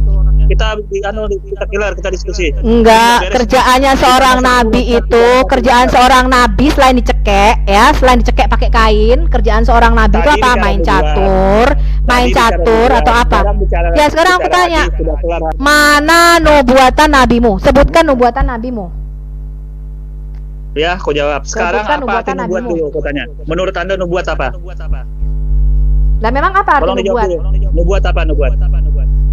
Memang apa arti nubuat? Kutanya. Nubuat itu sesuatu yang akan terjadi, yang akan diramalkan oleh Nabi Muhammad SAW. Itu dalam Islam seperti itu. Kalau Anda gimana nubuat? Nabi Muhammad SAW. Itu dalam Islam seperti itu. Ya sekarang apa? Tolong dijawab dulu. Anda harus kelarkan dulu untuk masalah nubuat. Kelarkan dulu. Ya sudah, sekarang nabimu mengatakan di dalam Quran, aku tidak tahu apa yang akan terjadi padaku dan aku tidak tahu masa depan. Biasa lari ini enggak beres. Enggak. Sekarang Anda kan bertanya nubuat tadi, kita kelarkan. Kamu tinggal lihat dong. Nubuatan adalah sesuatu yang akan terjadi ke depan. Kamu ngomong gitu kan tadi? Nubuatan adalah sesuatu yang akan terjadi ke depan, yang orang lain. Sebentar, kamu ngomong, kamu diam dulu. Nubuatan itu sesuatu yang akan terjadi ke depan, yang tidak tahu. Nah, sekarang nabimu surah 6 ayat 50 mengatakan aku tidak tahu apa yang akan terjadi ke depan, masa depan. Lah bagaimana seorang nabi kok nggak tahu masa depan? Gitu loh, Madia. Bagaimana seorang nabi bisa nggak tahu masa depan? Dicekek lagi. Nabi apa yang dicekek dan tidak tahu masa depan? Anda nggak nyambung. Kita bicara nubuat kan katamu tentang kenabian kerasulan. Ya, coba dengerin dulu. Anda bicara tadi kan kenabian kerasulan. Mana nubuatnya? Kan Anda bertanya seperti itu. Aku tanya Anda apa arti nubuat? Anda tidak jelasin. Malah mengikutin Madia. Itu artinya Anda nih on banget. Coba tolong jelasin dulu. Arti nubuat menurut Anda. Oon saking oonnya sampai sperma keluar nih dari tulang dadaku sekarang. Ya tolong dijawab dulu arti nubuat. Iya, enggak kan kamu mengatakan aku oon. Ini sampai ini loh sampai Madia air mani keluar dari tulang dadaku nih loh. Enggak, aku tolol. Iya, aku oon betul. Aku tolol sampai air mani keluar dari tulang dadaku, dari atar raib nih loh. Ini air mani keluar nih dari tulang dadaku. Iya, air mani keluar dari tulang dadaku. Kata Allah kan air mani keluar dari tulang dada. Kamu mengatakan aku oon nih loh sampai air mani keluar dari tulang dadaku. Memang air mani dari dada. Kita suka sama perasa, menikmati turun ke dada, sum tulang belakang itu semua ada di dalam teknologi dalam Madia. Ikan pengadi dalam riset ada semua. Jangan ketawa-ketawa Anda. Sekarang aku tanya, mana nubuatan nabimu? Mana nubuatan nabimu? Oke, aku tanya. Tadi aku tanya belum kelar. Tadi kan kamu sudah ngomong sesuatu yang akan terjadi ke depan, ya kan? Anda jangan ikutin Madia. Aku mau tanya Anda. Memang arti nubuatan itu ngapain gua ngikutin elu? Artinya dia sudah menyatakan dulu. Dia sudah nabi ini ya, nabi itu bernubuat artinya dia sudah menyatakan dulu sebelum hal itu terjadi. Ya, makanya nabi sejati adalah Tuhan karena Tuhan sudah ngomong lebih dulu sebelum hal itu terjadi. Nah, sekarang aku tanya, mana nubuatan nabimu? Mana nubuatan nabimu? Sudah kelar. Nubuat Nabi Muhammad itu tidak perlu bernubuat karena sudah terakhir. Tidak ada lagi nabi setelah Nabi Muhammad. Jadi tidak ada lagi Muhammad itu harus. Sekarang aku tanya, kalau Muhammad tidak bernubuat kenapa disebut nabi? Nabi itu kan kerjanya bernubuat, bukan jualan tempe goreng. Sekarang aku tanya, artinya Muhammad jangan kamu sebut nabi. Nabi itu artinya seseorang yang kerjaannya bernubuat. Kalau kerjaannya jual tempe goreng, jual sembako, itu beda lagi. Ngerti nggak lu? Sepakati dulu. Dengerin. Anda sepakat nggak? Kalau ya, berarti kamu jangan sebut Muhammad nabi karena Muhammad tidak bernubuat dan tidak ada nubuatan Muhammad. Ya, jangan disebut Nah, nabi. sekarang aku tanya Anda, nubuat itu sebelum atau sesudah? Aku tanya dulu. Maksudmu? Sebelum apa? terjadi Sebelum nabi atau sesudah terjadi nabi baru ada nubuat? Bukan sebelum terjadi nabi, terjadi suatu peristiwa. Kamu ngerti nggak? Seseorang disebut nabi. Kamu tahu nggak sih seorang disebut nabi? Kayak Musa nih. Musa itu bernubuat. Nih loh, nanti seperti ini nih. Nabi Yeremia bernubuat. Nih loh, gini nih. Nabi Yesaya bernubuat, nanti kamu akan dibuang 70 tahun. Nabi Kok Musa hasilnya bernubuat, apa? Sekarang Hasilnya aku apa? tanya, jangan ke Nabi Musa dulu, jangan ke Taurat dulu. Kamu nggak punya Taurat, Nadia. Aku tanya dulu. Muhammad, kamu sebut nabi, kan harusnya kerjaannya bernubuat dong, bukan kamu sebut tukang bakso. Tidak ada kerjaan, siapa bilang kerjaannya bernubuat? Loh, ngapain lu sebut Muhammad nabi kalau dia tidak bernubuat? Ngapain kamu sebut Muhammad nabi kalau tidak dia bernubuat? Bukan, kamu tuh nggak mudeng. Seseorang nabi itu gelar, Madia. Aduh, sampai suara gua habis. Nabi itu gelar, tau nggak? Nabi itu gelar, tau nggak? Nabi itu bukan, kamu tuh keliru. Nabi itu gelar untuk seseorang karena dia bernubuat. Kamu tau nggak sih? Kita keluarkan masalah nubuat, kita sepakati dulu. Nah, sekarang aku tanya, mana nubuatan Muhammad? Biar sepakat dulu kita. Nabi Musa bernubuat akan kedatangan seorang nabi, apa seperti itu?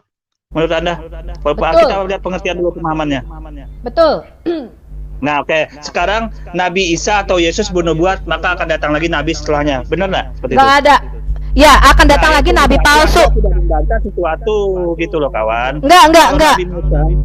Nabi Musa bernubuat. Bentar dulu, Yesus jangan bernubuat akan datangnya nabi palsu. Ya, betul, digenapi oleh nabimu. Betul. Itu kan karena Anda menyangkal, nggak masalah. Loh, enggak nih, aku tunjukin ya. Aku tunjukin. Kita samakan dulu pada persepsi. Aku tunjukin kata Yesus ya. Enggak, aku enggak suka tanpa dalil. Aku tunjukin. Aku mau samakan persepsi. Ya. Supaya jelas kita turunkan dulu madianya. Kalau mereka jawab. Ini lihat ya, setelah Yesus berkata, Yesus itu disebut kebenaran. Kebenaran itu artinya dialah satu-satunya yang asli, yang orisinil. Ya, artinya kebenaran itu orisinil atau asli. Jadi saya selalu mengatakan kepada muslim, kamu selalu ngomong kebenaran. Kamu tahu nggak artinya kebenaran itu apa? Kebenaran itu artinya asli atau orisinil. Jadi kayak kamu beli tas LV, kamu harus tahu mana yang tas LV asli, mana yang palsu. Ya, kamu beli tas Hermes, kamu harus tahu ini tas Hermes asli, ini tas Hermes palsu.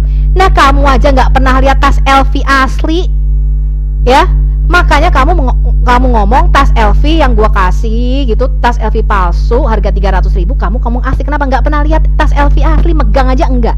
Bagaimana kamu tahu, ya, Alkitab yang asli dan Alkitab yang palsu? Alkitab aslinya aja lu nggak pernah baca, ya, yang lu baca palsunya, versi palsunya. Untuk Anda tahu mana firman atau kitab Allah yang asli dan yang palsu, Anda harus pegang dulu aslinya, ya.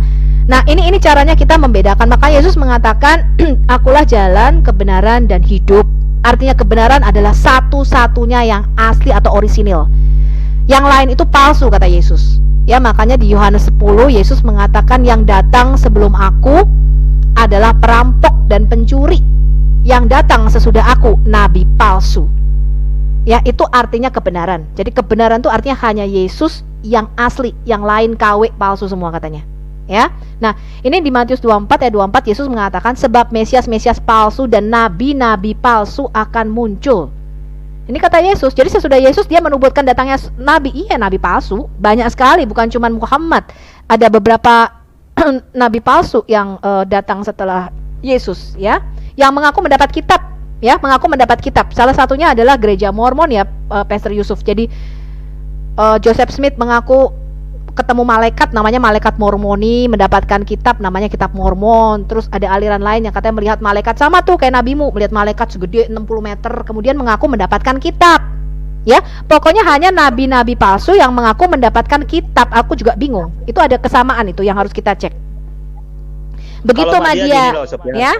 Gini, kalau Madia begini, kalau Madia sih simple, ajarannya ternyata Islam itu sama dengan di Bible, di Taurat. Kalau Anda ternyata beda gitu loh. Oke, mana yang sama? Mana ajaran di Islam yang sama? Gua minum dulu ah. Oke. Ya sebentar gua Silakan minum minum dulu dulu. nih. Silakan. Aduh, kamu tuh benar-benar menghabiskan energi. Sama Pak Ciler dulu, sama Pak Ciler dulu apa Pak? Sama bertolak Pak Aceh. belakang 180 derajat. Kamu bilang sama.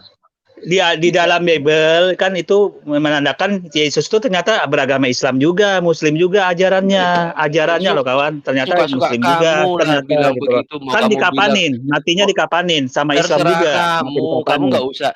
nggak usah bicara mengenai Bible karena kamu bilang Bible itu palsu. Bicara Yang bilang Al-Quran palsu, Madia aja. nggak bilang palsu. Madia nggak Iya, bilang palsu kok. kamu bilang telah Siapa dipalsukan. bilang kapan Madia bilang palsu kapan? Berkali-kali kamu bilang. Nggak ada, Madia nggak pernah bilang palsu. Nggak pernah bilang palsu. Nggak usah. Muslim mengatakan bahwa Alkitab itu sudah dipalsukan. Ngapain dibahas? Loh, itu kan orang lain, Madia enggak. Iya. Madia enggak pernah Berarti bilang kamu palsu, bukan kawan. Muslim, Jangan kalau disamakan gitu. dong, ya kan? Kamu bukan Beda. Muslim, Nah, sekarang tuh kalau Anda tolong begitu. dijawab loh, Pak Cecak Killer belum dijawab loh dari kemarin. Apa Mengapa yang mau Yudas itu dijawab? dilibatkan dalam penyalipan? Nggak usah, Kenapa nggak iblis usah, dilibatkan? Tolong nggak dijawab usah, dulu. nggak usah. Belum ada Itu- jawaban loh, Madia. itu Ini meragukan loh. menurut kalian, Orang banyak mau murtad tapi nggak jadi murtad. Tolong dijawab dulu. Nggak usah. Itu Tolong menurut dijawab kalian dulu. sudah dipalsukan, ngapain dibahas? Mending kita bahas hadis gitu. Nih, seperti hadis ini. Di Yohanes 13 ayat 2. Sesungguhnya setan mendatangi salah seorang dari kalian dalam sholat. Lalu ia akan mengambil satu bulu duburnya dan membentangkannya. Sehingga ia merasakan bahwa ia telah berhadas. Berhadas itu kentut ya, Madia. Maka janganlah ia keluar hingga mendengar suara atau mendapatkan bau. Mending kamu jelaskan Oh iya, ini. betul. Nah, coba jelaskan, coba. Oke, Madia jelaskan ya hadis ini ya. Iya. Terima kasih ya Bang datangnya. Hadis ini, Iya. dengar ini. Hadis ini menggambarkan ada was-was yang terjadi pada diri muslim pada saat sholat. Disebabkan oleh iblis ya, setan yang mengganggu itu gitu loh. Jadi dalam posisi ini mengandalkan waspada bahwa itu dalam posisi itu was-was. Was-was itu ada nggak tidak?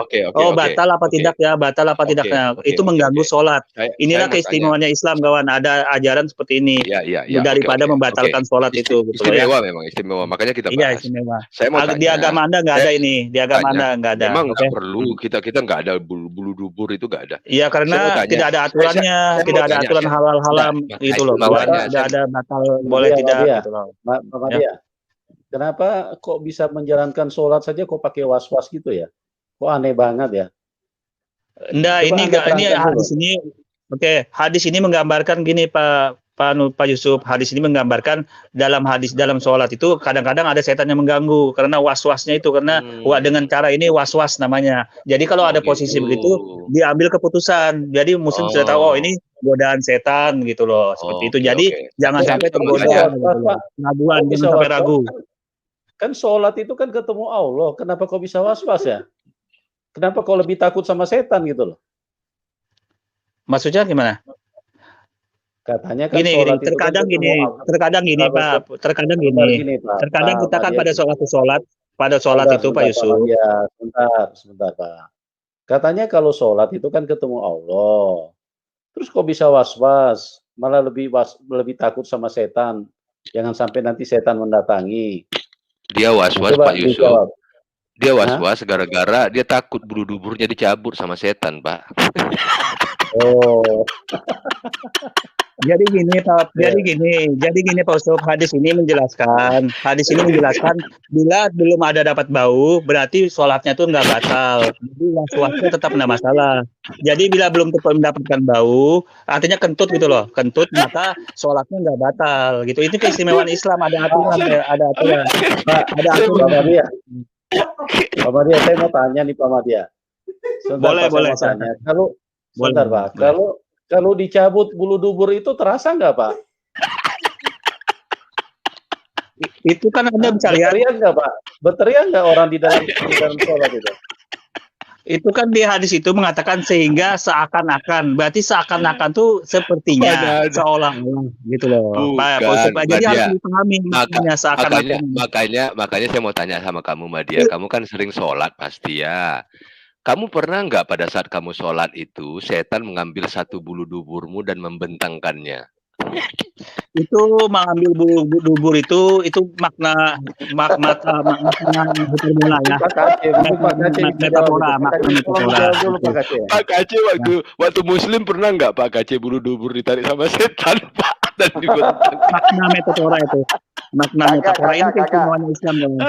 Nggak ada ya Pak. Islam ada aturan ini menjaga sampai batal apa tidak, keistimewaannya Islam ini. Ada aturan batal apa tidak. Ya, aku mau tunjukin. Aku share screen sebentar ya. Aku share screen ya, teman-teman. Pak Yusuf, Pak Yusuf, Pak Kace, Bu Sofi.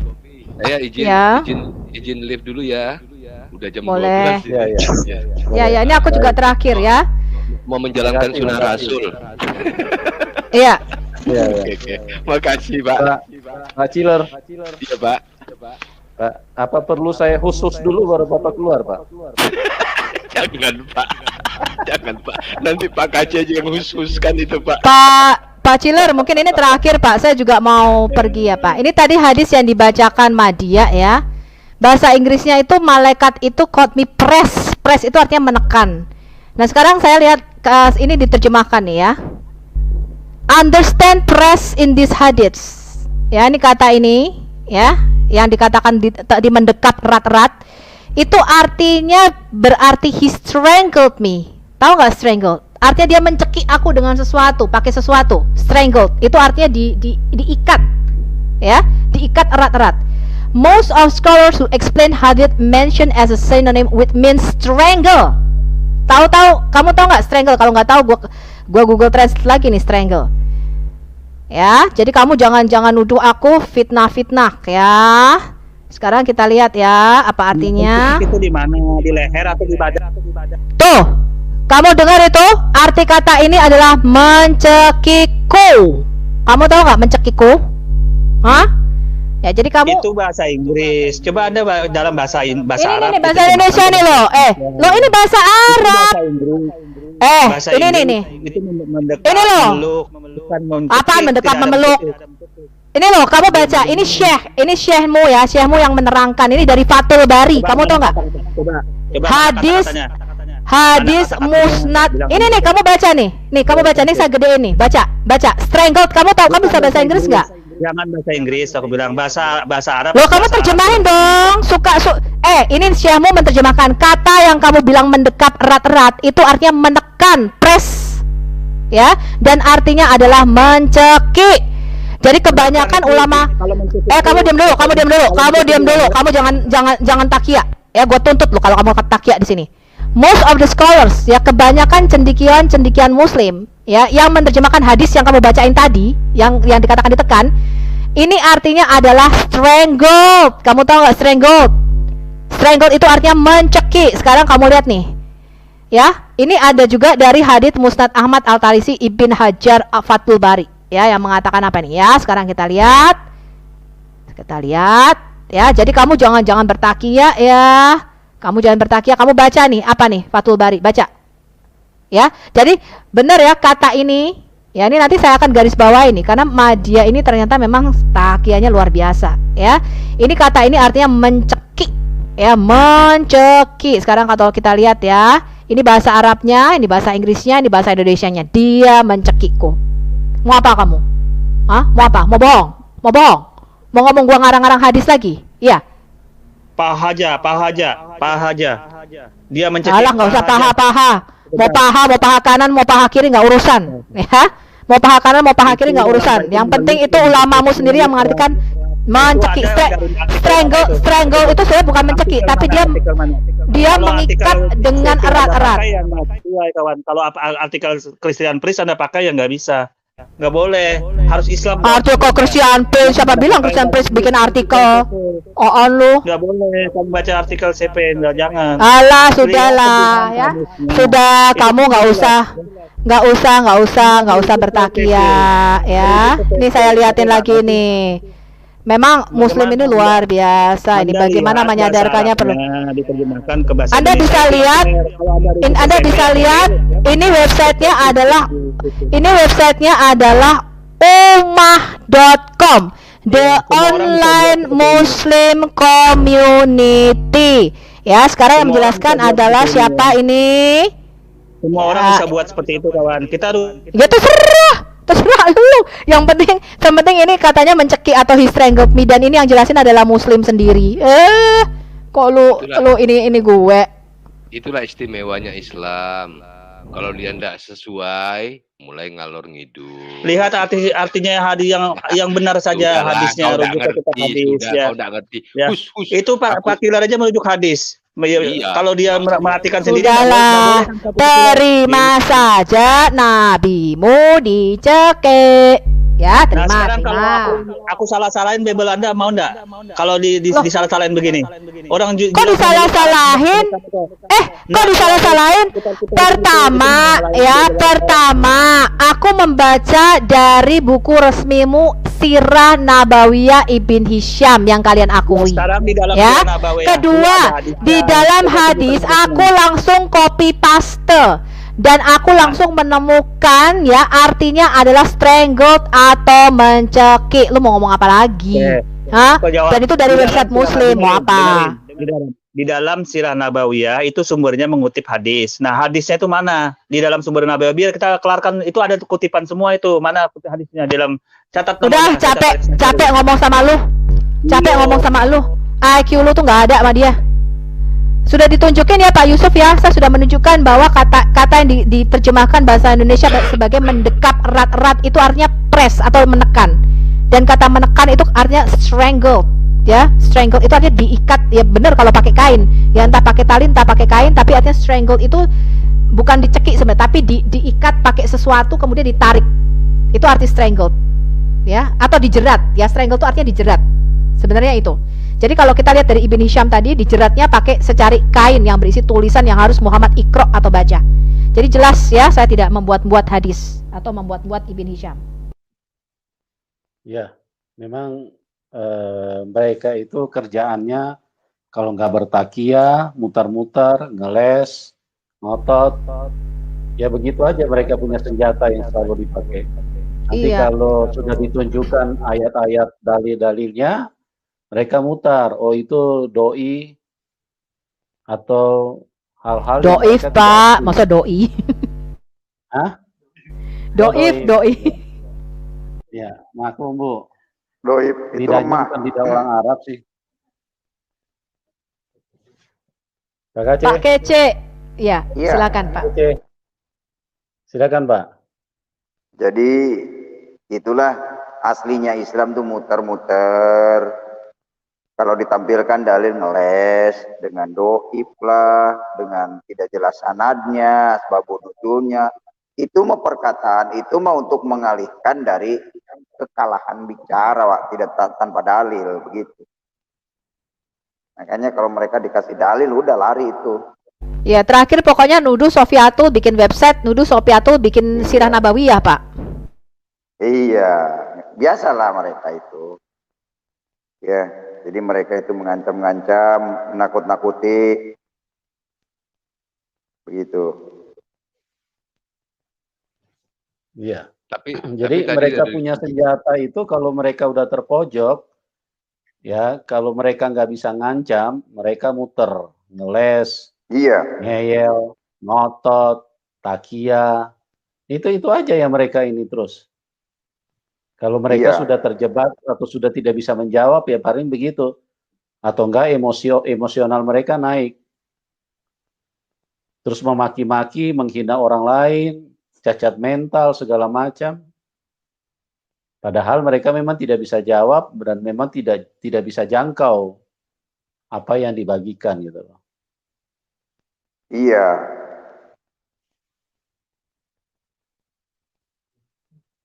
Ya. Oke, ya, teman-teman. Kalau saya lihat Pak, sebentar Pak Yusuf. Setiap masuk ke channel manapun, ya orang kayak Madia. Tapi kalau Mirwan hanya channel Pak Yusuf kayaknya ya. Tapi kalau kayak Madia ini kan muter entah ke channel mana-mana. Pak Kece juga suka masuk dia itu. Bahkan kalau di tempatnya Pak Kece kita malah ketawa-ketawa jadinya gara-gara Madia ini. Tapi ya itu Pak, saya salut dengan kegigihannya membela kebodohan gitu Pak. Dan dengan menunjukkan kebodohan. Itu saya salutnya Pak. Dan nggak malu gitu loh Pak. Silakan. Itu muncul lagi tuh.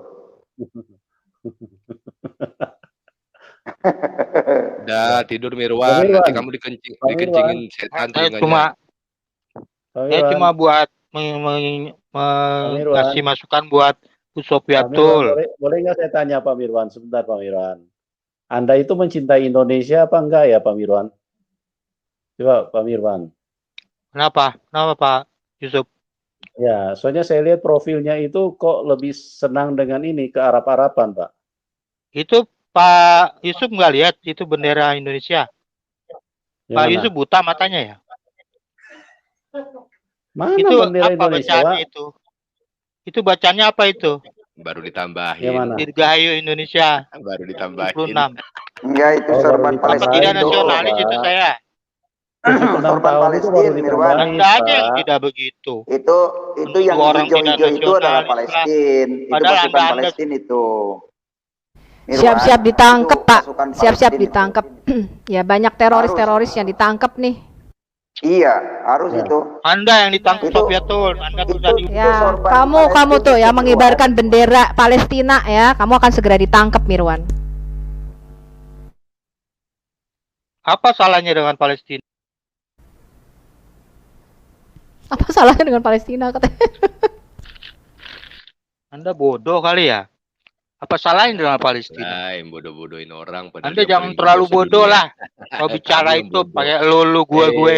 Gak ada attitude. Gak ada attitude-nya. Masa diskusi begitu? Pakai lu gue. Kalau sudah mana kalah, itu otak Anda itu? Kalau sudah kalah, Mirwan, jangan marah-marah di sini. Anda nggak bisa, nggak ada ya, itu.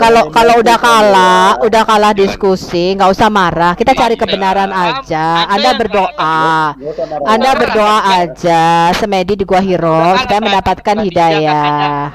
Katanya mengangkat Nabi. Anda kacau ini. Enggak, Khadijah itu mengangkat Nabi di atas pahanya, gitu maksudnya. Khadijah mengangkat Nabi di atas pahanya. Les itu Anda les. Mirwan. Oh iya, bener nggak? Khadijah mengangkat Nabi di atas pahanya kan? Bener ngelesnya. Pak Mirwan. Anda malu dengan Nabi Anda sendiri ya?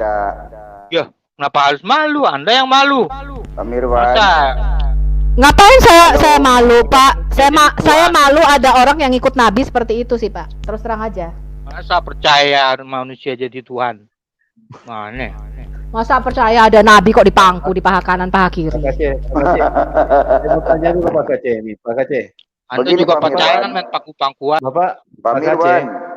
Pak Mirwan. Pak Aceh, saya mau tanya dulu Pak Aceh. Boleh. Pak Aceh. Ya. Pak, dulu waktu masih di Muslim, Pak, pernah nggak Pak bulu duburnya Bapak dicabut, Pak? Enggak terasa, nggak tahu saya. Dulu kan nggak tahu itu, hadis-hadis itu. Baru terbuka sekarang. Nggak tahu ya? Nggak tahu. Karena itu dulu samina wa ta'na begitu. Jadi yang ada cuma ketawa-ketawa aja, nggak ngerti. Karena dibawa ke aliran bercanda juga dulu juga gitu. Makanya ngerti nggak usah bahas. Itu mencari nggak usah bahas hadis, Al-Quran. Yang ketawa-ketawa aja kayak urusan Anda itu. Kak Jainuddin MJ kan begitu. Jadi kalau udah denger begitu udah pulang dari pengajian lupa lagi apa yang diceritakan Ustadz itu lupa begitu. Jarang yang panjang. Itu ya. Anda begitu Pak Aceh.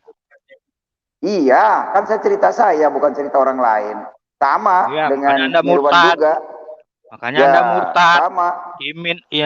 Mirwan sabar, tipis. Mirwan. Begini. Sabar, Mirwan. Saya murtad imannya Anda itu. Makanya alasan murtad. Yang pertama adalah karena Muhammad sendiri tidak bisa menyelamatkan diri. Alasannya Anda nggak punya ilmu. Saya. Semua agama itu tipis. Menyelamatkan dirinya saja tidak bisa. Semua agama Anda itu tipis. Ada tertulis, makanya gampang murtad. Ada tertulis di Quran surat 46 Al-Ahqaf ayat 9. Mirwan. Muhammad tidak bisa menyelamatkan diri, apalagi menyelamatkan orang lain. Jadi murtad itu saya karena tidak ada keselamatan di dalam Islam. Siapa begitu. Bilang? Coba. Itu kan Anda yang bilang. Tanya, di mana ayatnya itu Muhammad kan kesimpulan akan Anda yang ngawur itu. Bukan, saya tanya ke Anda, di mana ayatnya Muhammad akan menyelamatkan umatnya? Di mana-mana. Bukan di mana-mana. Coba tampilkan di surat apa? Dia itu soal-soal membela Palestina, soal-soal tapi nggak ngerti Quran. Iya. Nggak ngerti dia. Iya, nggak ngerti apa-apa dia. Cintanya buta. Anda juga Lo enggak, kamu tuh nggak ngerti Islam. Kamu tuh nggak ngerti Islam. Kamu tuh nggak ngerti Islam. Apa salahnya saya bela Palestina? Terus apa apa salahnya bela Israel? Dengan Israel kamu bisa sekarang itu kamu bisa internetan sama kita itu karena penemuan orang Yahudi, ya kan? Kamu bisa pakai duit penemuan ATM penemuan Yahudi, ya kan? Kamu ngambil duitnya dari ATM, ya kan? Nah, sekarang apa sih sumbangsi Palestina untuk dunia itu, aku tanya? Hah? Apa sumbangsi Palestina untuk dunia? Minta sumbangan, Palestina minta sumbangan. Nah, minta sumbangan, bukan ngasih sumbangan, minta sumbangan. Ya kan? Kalau kita bela Yahudi, bela Yahudi wajar. Bank Indonesia itu dikuasai oleh Yahudi. Bank Indonesia itu seluruh bank di dunia hanya 4 negara yang tidak dikuasai oleh Yahudi. Bank BCA, Bank Mandiri minta sumbangan ini. Hanya 4 negara di dunia yang banknya tidak dimasuki oleh Yahudi, ya kan? Sekarang aku tanya, kamu pakai ATM itu penemuan Yahudi. Kamu pakai internet yang nemuin orang Yahudi. Kamu pakai laptop yang nemuin orang Yahudi, ya kan? Punya ATM. Ya memang miskin sih lo. ATM mah nggak bisa diangkat-angkat. Apa sih sumbangsi Palestina untuk Indonesia, aku tanya? Enggak, apa sumbangsi penemuan penemuan Palestina untuk Indonesia itu apa? Penemuan Palestina untuk Indonesia itu siapa? Yang mengakui kemerdekaan Indonesia itu Palestina dan Mesir awal-awalnya. Nggak peduli. Apa penemuan Palestina, sumbangsi Palestina untuk dunia? Ada pengkhianat. Iyalah. Lu yang pengkhianat. Lu yang pengkhianat pakai bendera Palestina. Lu yang pengkhianat pakai bendera Palestina. Apa salahnya pakai bendera Palestina? Kamu mendukung ISIS dan Taliban ya? Iya. Kamu teroris ya? Iya. Ngomong aja Pak Mirwan. Teroris kan kamu? Ya nggak? Kamu teroris kan? Teroris terselubung kan? Ngomong jangan sini. Iya, pakai bendera hijau kan? Lu pakai bendera hijau kan? Pakai bendera Palestina. Lu pakai bendera hijau Palestina, kamu teroris ya? Kamu teroris ya? Mirwan, kamu teroris ya? Kamu teroris kan? Ngaku aja deh kalau kamu seorang teroris. Itu banyak yang ditangkap Densus 88 tuh. Banyak yang ditangkap Densus 88 tuh. Banyak yang ditangkap Densus 88 tuh. Pakai bendera hijau kayak lu tuh. Pakai bendera Palestina kayak lu. Pakai bendera Palestina kayak lu. Pakai bendera Palestina kayak lu. Sudah menghina Nabi Muhammad. Akan saya hina lebih lagi. Mau apa kamu? Ya Mirwan. Mau apa? Pak Mirwan, begini. Kita membanggakan Muhammad itu tidak ada manfaatnya bagi bangsa Indonesia untuk apa? Apa sih untungnya membanggakan Muhammad? Nggak ada manfaatnya. Justru agama Islam ini bikin di Indonesia ini bikin keruh. Negara nggak bisa maju. Anda kan udah murtad dari Muhammad kok. Mendoakan Muhammad. Anda udah murtad, ngapain? Emang nggak ada gunanya. Maka saya tanya dari agama Islam Anda ini murtad manfaatnya kan? untuk bangsa Indonesia apa? Anda udah keluar dari Islam kan? Jadi nggak ada gunanya Muhammad itu buat Anda. Orang kamu dibacain Muhammad dicekek aja. Marah-marah. Muhammad tidak bisa menyelamatkan. Anda juga Muhammad tidak ada ayatnya Muhammad menyelamatkan. Nabimu tuh yang cekek. Nabimu tuh yang cekek. Iya, yang cekek setan memang. Ayatnya Muhammad bisa menyelamatkan. Nih, nabimu dicekek di Gua Hiro nih. Nabimu dicekek di Gua Hiro nih sama genderuwo nih. Nih, nabimu dicekek di Gua Hiro nih. Tuh, 3 kali tuh dicekek. He pressed me. Bu Sofia tuh. Ya. Jangan didesak itunya. Didesak itunya jangan. Ya, kita tanya manfaatnya aja dia bela Palestina itu apa untungnya bela Arab? Ya, nggak ada sumbangsinya kok. Memang Arab. Iya. Makanya nggak ada sumbangsinya. Karena Anda pengkhianat. Enggak, kamu tunjukkan di sini. Mirwan. Pengkhianat apaan? Tunjukkan di sini. Muhammad akan menyelamatkan kepada umatnya di mana? Gua bela Indonesia kok pengkhianat, nggak kayak lu. Di mana-mana Pak Aceh. Di Al-Quran. Di mana? Jangan di mana-mana, nggak ada. Ya cari aja sendiri. Cari aja Iya, baca. saya sudah mencari 36 tahun Muhammad menyelamatkan, di mana ayatnya. Kalau kamu memang meyakini bahwa Muhammad akan menyelamatkan, silakan cari. Untuk apa saya kasih tahu Anda udah murtad kok? Buat apa saya kasih tahu lagi? Bukan untuk saya, untuk pendengar. Kalau memang ya, ada pendengar juga udah ayatnya, tahu silakan tampilkan biar pendengar juga di sini yang ribuan juga. ini jadi tahu gitu loh. Jangan hanya modal pasti ngeyel. Cari tahu lah. Pendengar pasti cari tahu lah. Pendengar tidak bodoh. Para pendengar, silakan cari tahu di Al-Quran di mana ayatnya Muhammad akan menyelamatkan kalian. Ini bagi umat Islam ya. Mirwan ini aneh ya. Muhammad akan menyelamatkan kalian. Kalau ada, silakan pertahankan Islam. Tapi kalau tidak ada ayatnya Muhammad bisa menyelamatkan, segera hengkang. Karena akan rugi di akhirat. Sekali neraka, kekal di neraka. Itu aja Kak pesan saya bagi para pendengar channel Mbak Yusuf Manubul malam ini. Jangan sampai mengandalkan angan-angan, mengandalkan Muhammad. Itulah omongan orang murtad tidak bisa begitu. Menyelamatkan. Omongan orang murtad ya begitu, maklum saya. Ya, silakan. Penonton Kalau juga memang Anda maklum bisa punya kok, Pak dalil bahwa udah Muhammad murtad. bisa menyelamatkan umatnya, silakan tampilkan. Gitu. Iya, itu omongan ngawur Jangan Anda Anda itu. berasumsi ini pemikiran Lah kok Anda nggak menampilkan dalil, Mirwan? Anda kok nggak menampilkan dalil? Sekarang tampilkan Quran surah berapa, ayat berapa yang mengatakan Muhammad bisa menyelamatkan. Buat apa saya tampilkan dalil? Anda Kita kan dialog. Kita kan dialog di sini. Ya kan? Buat apa? Untuk apa? Manfaatnya kalau tujuanmu nggak dialog, ngapain lu kesini? Lu keluar aja dari Zoom ini. Ini Zoomnya Pak Yusuf Manubul. Loh, kalau kamu tidak mau berdialog di sini, kamu cuma bikin rusuh, kamu keluar. Kalau kamu mau menunjukkan di mana Muhammad bisa diselamatkan, kamu tunjukin di share screen. Nih loh, ayat segini, Muhammad mengatakan dia bisa menyelamatkan. Tunjukin. Makanya saya bilang, buat apa saya tunjukkan dalilnya? Lah Dijelaskan juga Anda nggak akan paham. Lah memang nggak ada. Untuk membuktikan bahwa Mirwan ini paham Quran gitu loh. Untuk membuktikan bahwa Mirwan ini paham Quran gitu loh. Jangan ngomong-ngomong buat apa. Mirwan ini paham Quran atau tidak? Itu membuktikan kalau memang ada ayatnya tampilkan di surat ini ayat sekian saya gitu loh. sendiri. Kalau paham tidaknya Al-Quran kan itu paham buat diri saya sendiri. Kalau orang lain kan bisa juga belajar. Tidak paham dia. Iya, nggak paham, susah ngomong dengan nggak paham. Jadi cinta buta. Nah ini rusaknya mental bangsa Indonesia. Rusaknya mental bangsa Indonesia ini sudah dicekokin, dicuci otaknya oleh Arab kayak gitu. Cinta buta terhadap si Muhammad. Kenapa saya katakan si Muhammad? Karena tidak ada manfaatnya Muhammad. Apa sih? Menyelamatkan nggak bisa. Ayatnya tidak ada. Jadi apa? Ngapain bangga-bangga dengan Muhammad? Nah ini yang sudah tercuci otaknya. Ini modal ngeyel kayak si... Dia bahasa Arab aja nggak bisa Pak, si Marwan. Iya. Sama dengan Syahrul juga baca Arabnya belepotan. Kemarin saya tes bacanya. Kemarin ada yang debat dengan yang terakhir Pak Yusuf ya, mungkin sudah agak malam nih. Yang terakhir debat dengan sang debater itu siapa sih namanya? Sang debater itu kan dikeroyok itu sama siapa? Sama bukan nama belakangnya, sama Faisal. Faisal siapa kalau nggak salah ya namanya, Faisal atau siapa lah yang terakhir. Dia ngomong begini, Pak, kami inilah ajaibnya Quran, katanya gitu kan. Kami tidak bisa berbahasa Arab, tapi kami hafal, katanya gitu, Pak. Aduh, rusaknya mental. Terus kalau saya ada di situ, saya juga ngomong, saya juga nggak bisa bahasa India loh, tapi saya bisa nyanyi kuch kuch hota hai, ya kan? Tapi saya nggak tahu artinya.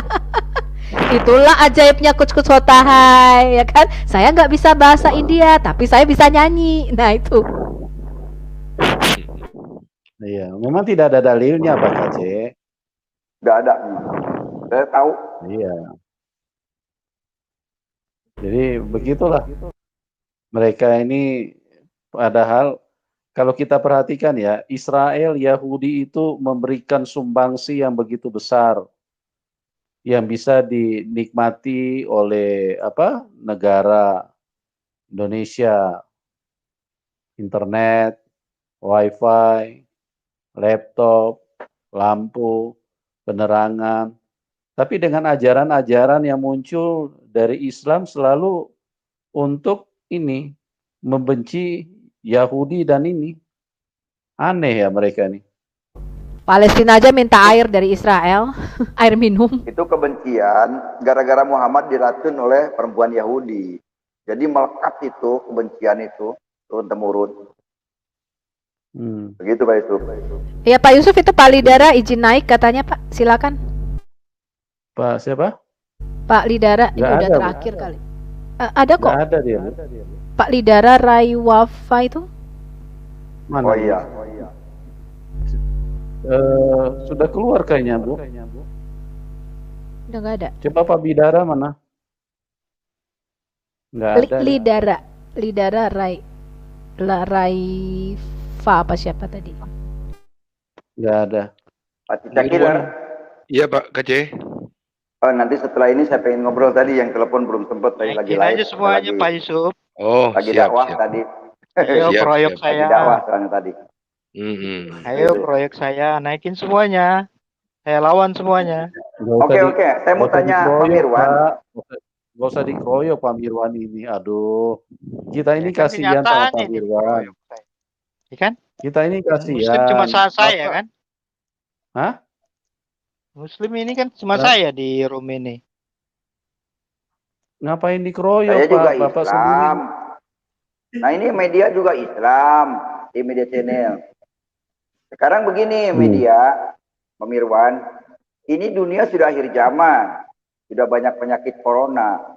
Nah bagaimana kalau kalian besok meninggal, mau kemana? Ikut Muhammad, Muhammad tidak bisa menyelamatkan. Coba pikirkanlah itu. Ya media channel, jangan ngotot-ngotot bela agama. Iya, agama Islam itu tidak bisa menyelamatkan.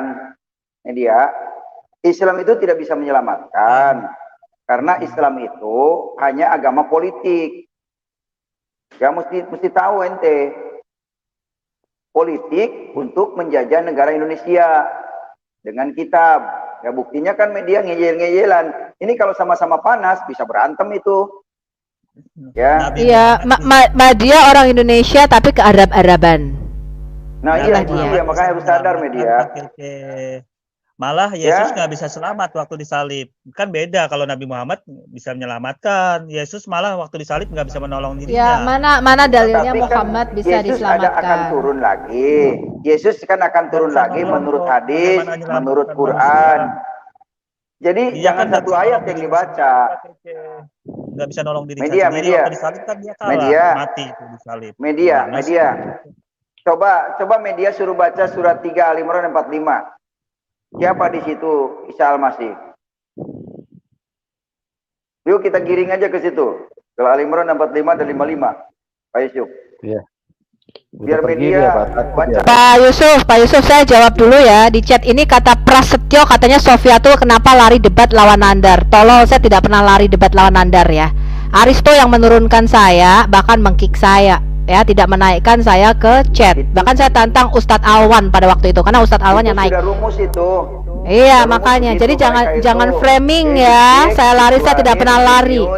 Ya. Share screen saya bahkan dicopot loh, Pak. Share screen saya aja dicopot. Nah, itu dia.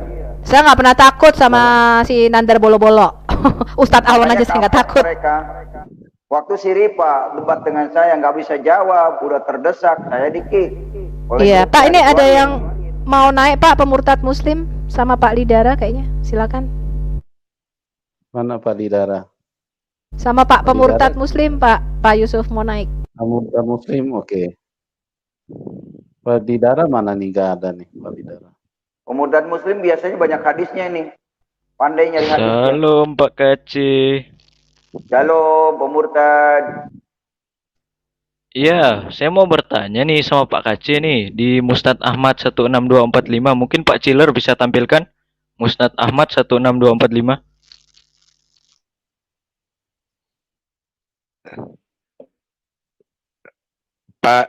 Pak Yusuf barangkali bisa bantu, kalau saya kan nggak bisa. Ya, itu, Pak. Musnad Ahmad. Oh, oke. Musnad Ahmad 16245. 16245. 16245.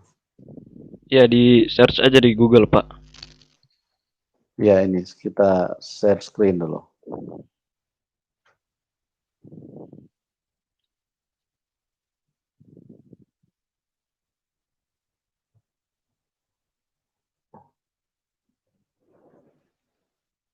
Ya, itu sudah ada di layar. Ya, oke, saya bacakan ya.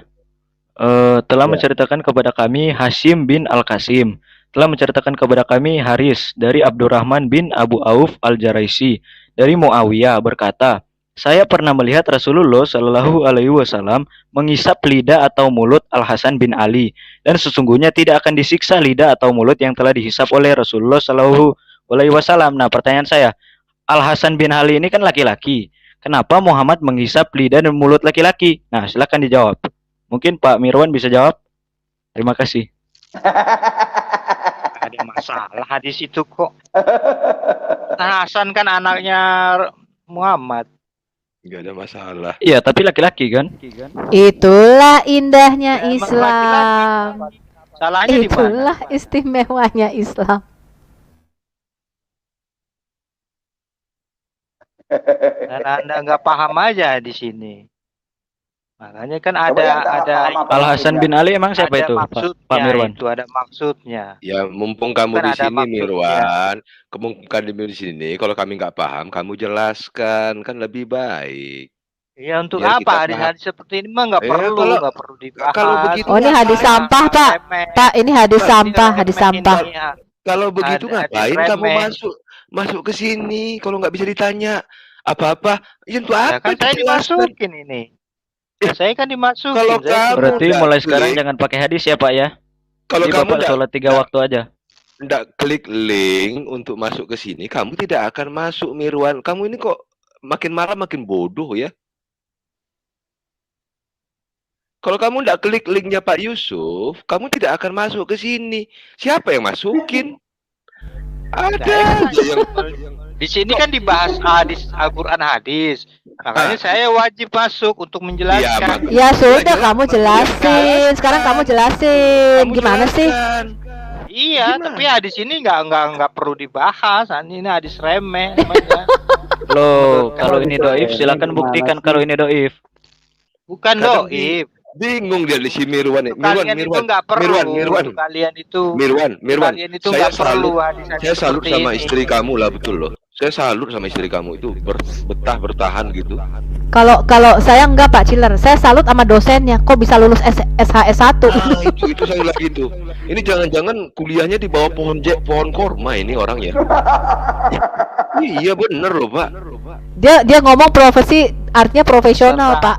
Mau ngomong apa? Profesi artinya profesional. Anda jangan iri, jangan nyinyir. Bisa bertahan berjam-jam Jadi orang untuk hatinya. Iya. gitu. Aduh, ampun dah. Jangan Pak Yusuf, ada Pak Shalom Murtadin mau naik, Pak. Pak Shalom Murtadin itu mau naik. hilangkan itu. Ya. Iri dengki kan itu kuasa kegelapan itu kan. Siapa Betul yang kan, Pak iri Yusuf? dengki? Siapa yang iri dengki, Mirwan? Itu Nggak tadi ada yang- ngomong. Itu Kok tadi iri ngomong apa dengki? tadi? Kan Tadi cuma ngomong saya apa masalah? saya Masalah prihatin kok sarjana dimasalahin. Apa bukan iri itu namanya? kelas kamu Anda ini nggak bukan bisa sarjana. Maksud saya begini, Pak Mirwan. Anda kan mengaku lulusan S1. Masa Anda Iya. mengatakan profesi itu Apa profesional? Makanya Kan saya saya pusing bilang, kepala gitu loh, Pak. makanya saya Udah. bilang, Bu Sofi, ini bukan kelas sarjana. Ini kelas anak SMP. Bener loh. Oh, Anda sampai Kalau SMP. kalau SMP masih bagus, Pak, masih bisa ini nangkap kalau dibicara. Oh, bagus ya. SD kali ya Pak Yusuf ya. SD Ya, benar. mungkin TK kali, Pak. KC kali itu yang kasihan. SD. Aduh, KC atau KC SMP. Kasihan. Itu Udahlah, kasihan. mending Saya justru kamu mending kasihan sama urusin, Anda mending itu. kamu urusin jualan kamu Anda membahas yang jualan hadis, makanan tapi nggak itu. ngerti, nggak memahami. Ya makanya kamu makanya jelasin. Gimana jelasin. sih? Jelasin buat apa juga? Lah, gimana sih? Buat apa kamu Jelasin masuk? dulu dong, Aneh Pak. Aduh, goblok ini memang. Jelasin kan, apa? ini Ini kan udah jelas. Laki-laki Al Hasan bin Ali ini. Pak Kenapa Mirwan bisa Kan udah dihisap mulut dan diterjemahkan. lidahnya? Kan diminta udah jelaskan diterjemahkan ke bahasa kenapa Indonesia. tidak perlu dijelaskan. Kan cukup jelas ini. Ya, Pak Oh, dalam Mirwan, undang-undang ini Anda cukup masuk ke jelas. sini, undang-undang Anda masuk ke sini mau berdiskusi apa membela buta? Anda masuk ke sini mau Saya berdiskusi jelas apa? bela lah. Saya Ya silakan bela, kamu dikasih ruang sama orang Islam, orang Muslim ya. Saya harus bela lah. Harus saya bantah apa yang dibilangin kalian itu. Anda bantah hadismu sendiri. Kenapa bantah kami? Ini kan tertulis di hadis kamu gitu loh. Saya bantah pernyataan dibantah, Pak. Saya bantah pernyataan kalian itu loh. Pernyataan apa? Ini kan Ya, pernyataan ini kan dari hadis itu udah saya bilang kan. Nggak ada, ini hadis nggak ada masalah gitu loh. Karena coba kenapa? Coba kamu jelaskan kenapa laki-laki itu saya menghisap mulut jelasin laki-laki. nggak ada masalah. Itu kan penjelasan namanya. Kenapa laki-laki menghisap mulut laki-laki, Pak? Apa boleh laki-laki menghisap mulut laki-laki? Itu dulu Itu jelaskan. kan ada maksudnya yang penting. Nah, kan coba itu jelaskan. ada maksudnya. Coba jelaskan maksudnya itu apa? Dijelaskan, Pak Mirwan. Maksudnya apa? Kok Ya, ada maksudnya laki-laki nanti menghisap lidah laki-laki? Ya maksudnya nanti itu kan udah di ini tuh. Sudah, Pak. Rasulullah Shallallahu Alaihi Wasallam menghisap lidah atau mulut Hasan bin Ali, dan sesungguhnya tidak akan disiksa lidah atau mulut yang telah dihisap oleh Rasulullah. Nah itu loh.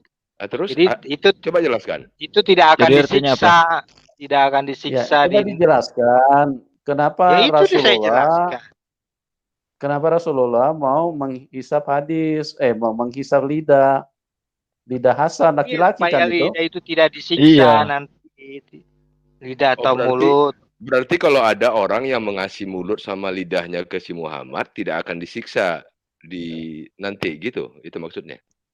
Iya, karena ada hadisnya, Pak. Enggak semuanya.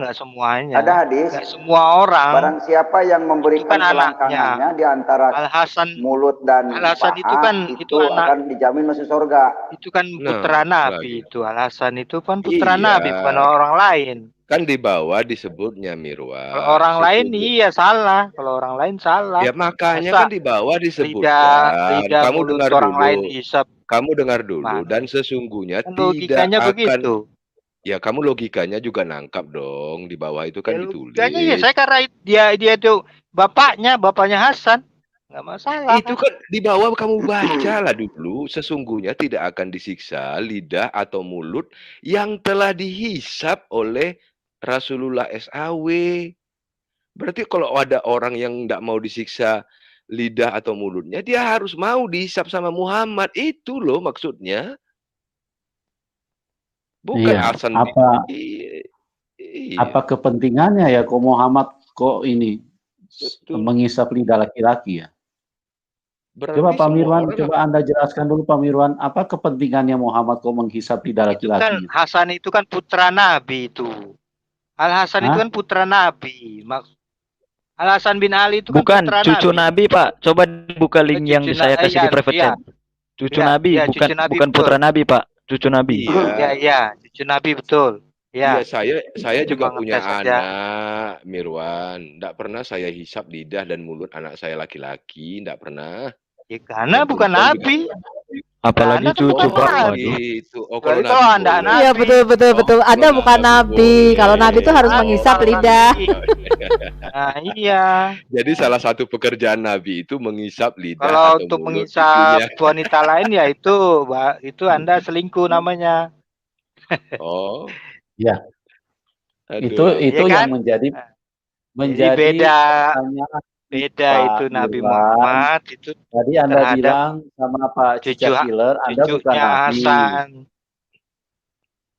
Nah, sedangkan bukan Nabi saja tidak menghisap cucunya Muhammad, Pak. Yang namanya Nabi. Bagaimana mungkin sedangkan bukan Nabi saja tidak menghisap lidah? Kok tidak menghisap lidah laki-laki? Ini kok Nabi kok menghisap lidah laki-laki? Iya. Iya, Pak Yusuf begini Pak Yusuf. Al-Hasan itu cucunya Nabi. Pak Mirwan. Kakek saya nggak pernah menghisap lidah saya loh, Pak. Sebentar, Pak Mirwan. Kalau Anda orang Indonesia, yuk kita bersatu bela Indonesia. Jangan Anda bela-bela Arab. Kalau Arab menang pun Anda nggak mungkin jadi raja Arab. Anda mesti nyadar sekarang. Anda punya hak dan kewajiban membela tanah air Indonesia. Jangan malah Anda orang Indonesia merongrong Indonesia, gitu loh. Jadi kita satukan visi misi, apapun agama beda agama nggak masalah. Pak Aceh baca pembukaan Undang-Undang Dasar nggak? Jangan, Pak Aceh. Ya jangan Anda bela Arab gitu loh. Manfaatnya apa bela Arab? Iya, ini si Mirwan nih SH-nya ngambil sarjana hukum rimba atau hukum karma kayaknya dia itu. Hukum karma itu kayaknya. Ya, Aduh. ini si Ampun, apa namanya? Ya. Halo, Pak Aceh, baca pembukaan Undang-Undang Dasar nggak? Hafal itu ah. Nah, bentuk. Ya kalau udah hafal, udah tahu, Anda nggak akan ngomong seperti itu. Anda nggak paham. Kenapa saya ngomong begitu? Kenapa Anda bela-bela agama Islam? Lah, kita kan bebas aktif, bukan bela Islam. Kita bebas aktif, turut dalam perdamaian dunia kok. Iya, nah, itu kan di Undang-Undang Dasar, pembukaan Undang-Undang Dasar jelas. Anda kalau paham nggak akan berkata seperti itu. Jadi salah Indonesia saya membela Palestina. Jangan negara luar dulu. Salah membela Palestina. Keliru Anda kalau bela negara luar dulu, hianat namanya. Keliru sih. Pengkhianat. Oh iya, Indonesia Anda dulu. Yang pengkhianat. Beresin Anda yang pengkhianat. Mana Anda tampil mana? Anda tidak pasang bendera Indonesia di profil Anda itu. Nah, saya tuh lihat tuh bendera Indonesia kan ada kan itu. Gimana nggak nasionalisnya saya? Anda kan nggak ada. Nah, Anda yang pengkhianat. Baru dipasang. Kalian yang pengkhianat itu. Saya pasang bendera itu Indonesia itu. Sudah berapa lama itu foto Anda saya punya itu. Foto itu bersama dengan itu orang luar. Orang luar mana? Kemarin nggak ada benderanya. Tuh, Pak Mirwan. Di sebelah belakang saya tuh. Mana? Itu kelahiran di sini, lahirnya di sini. Turunan itu, orang keturunan. Anda kan nggak tahu siapa dia itu. Turunan Saddam Hussein.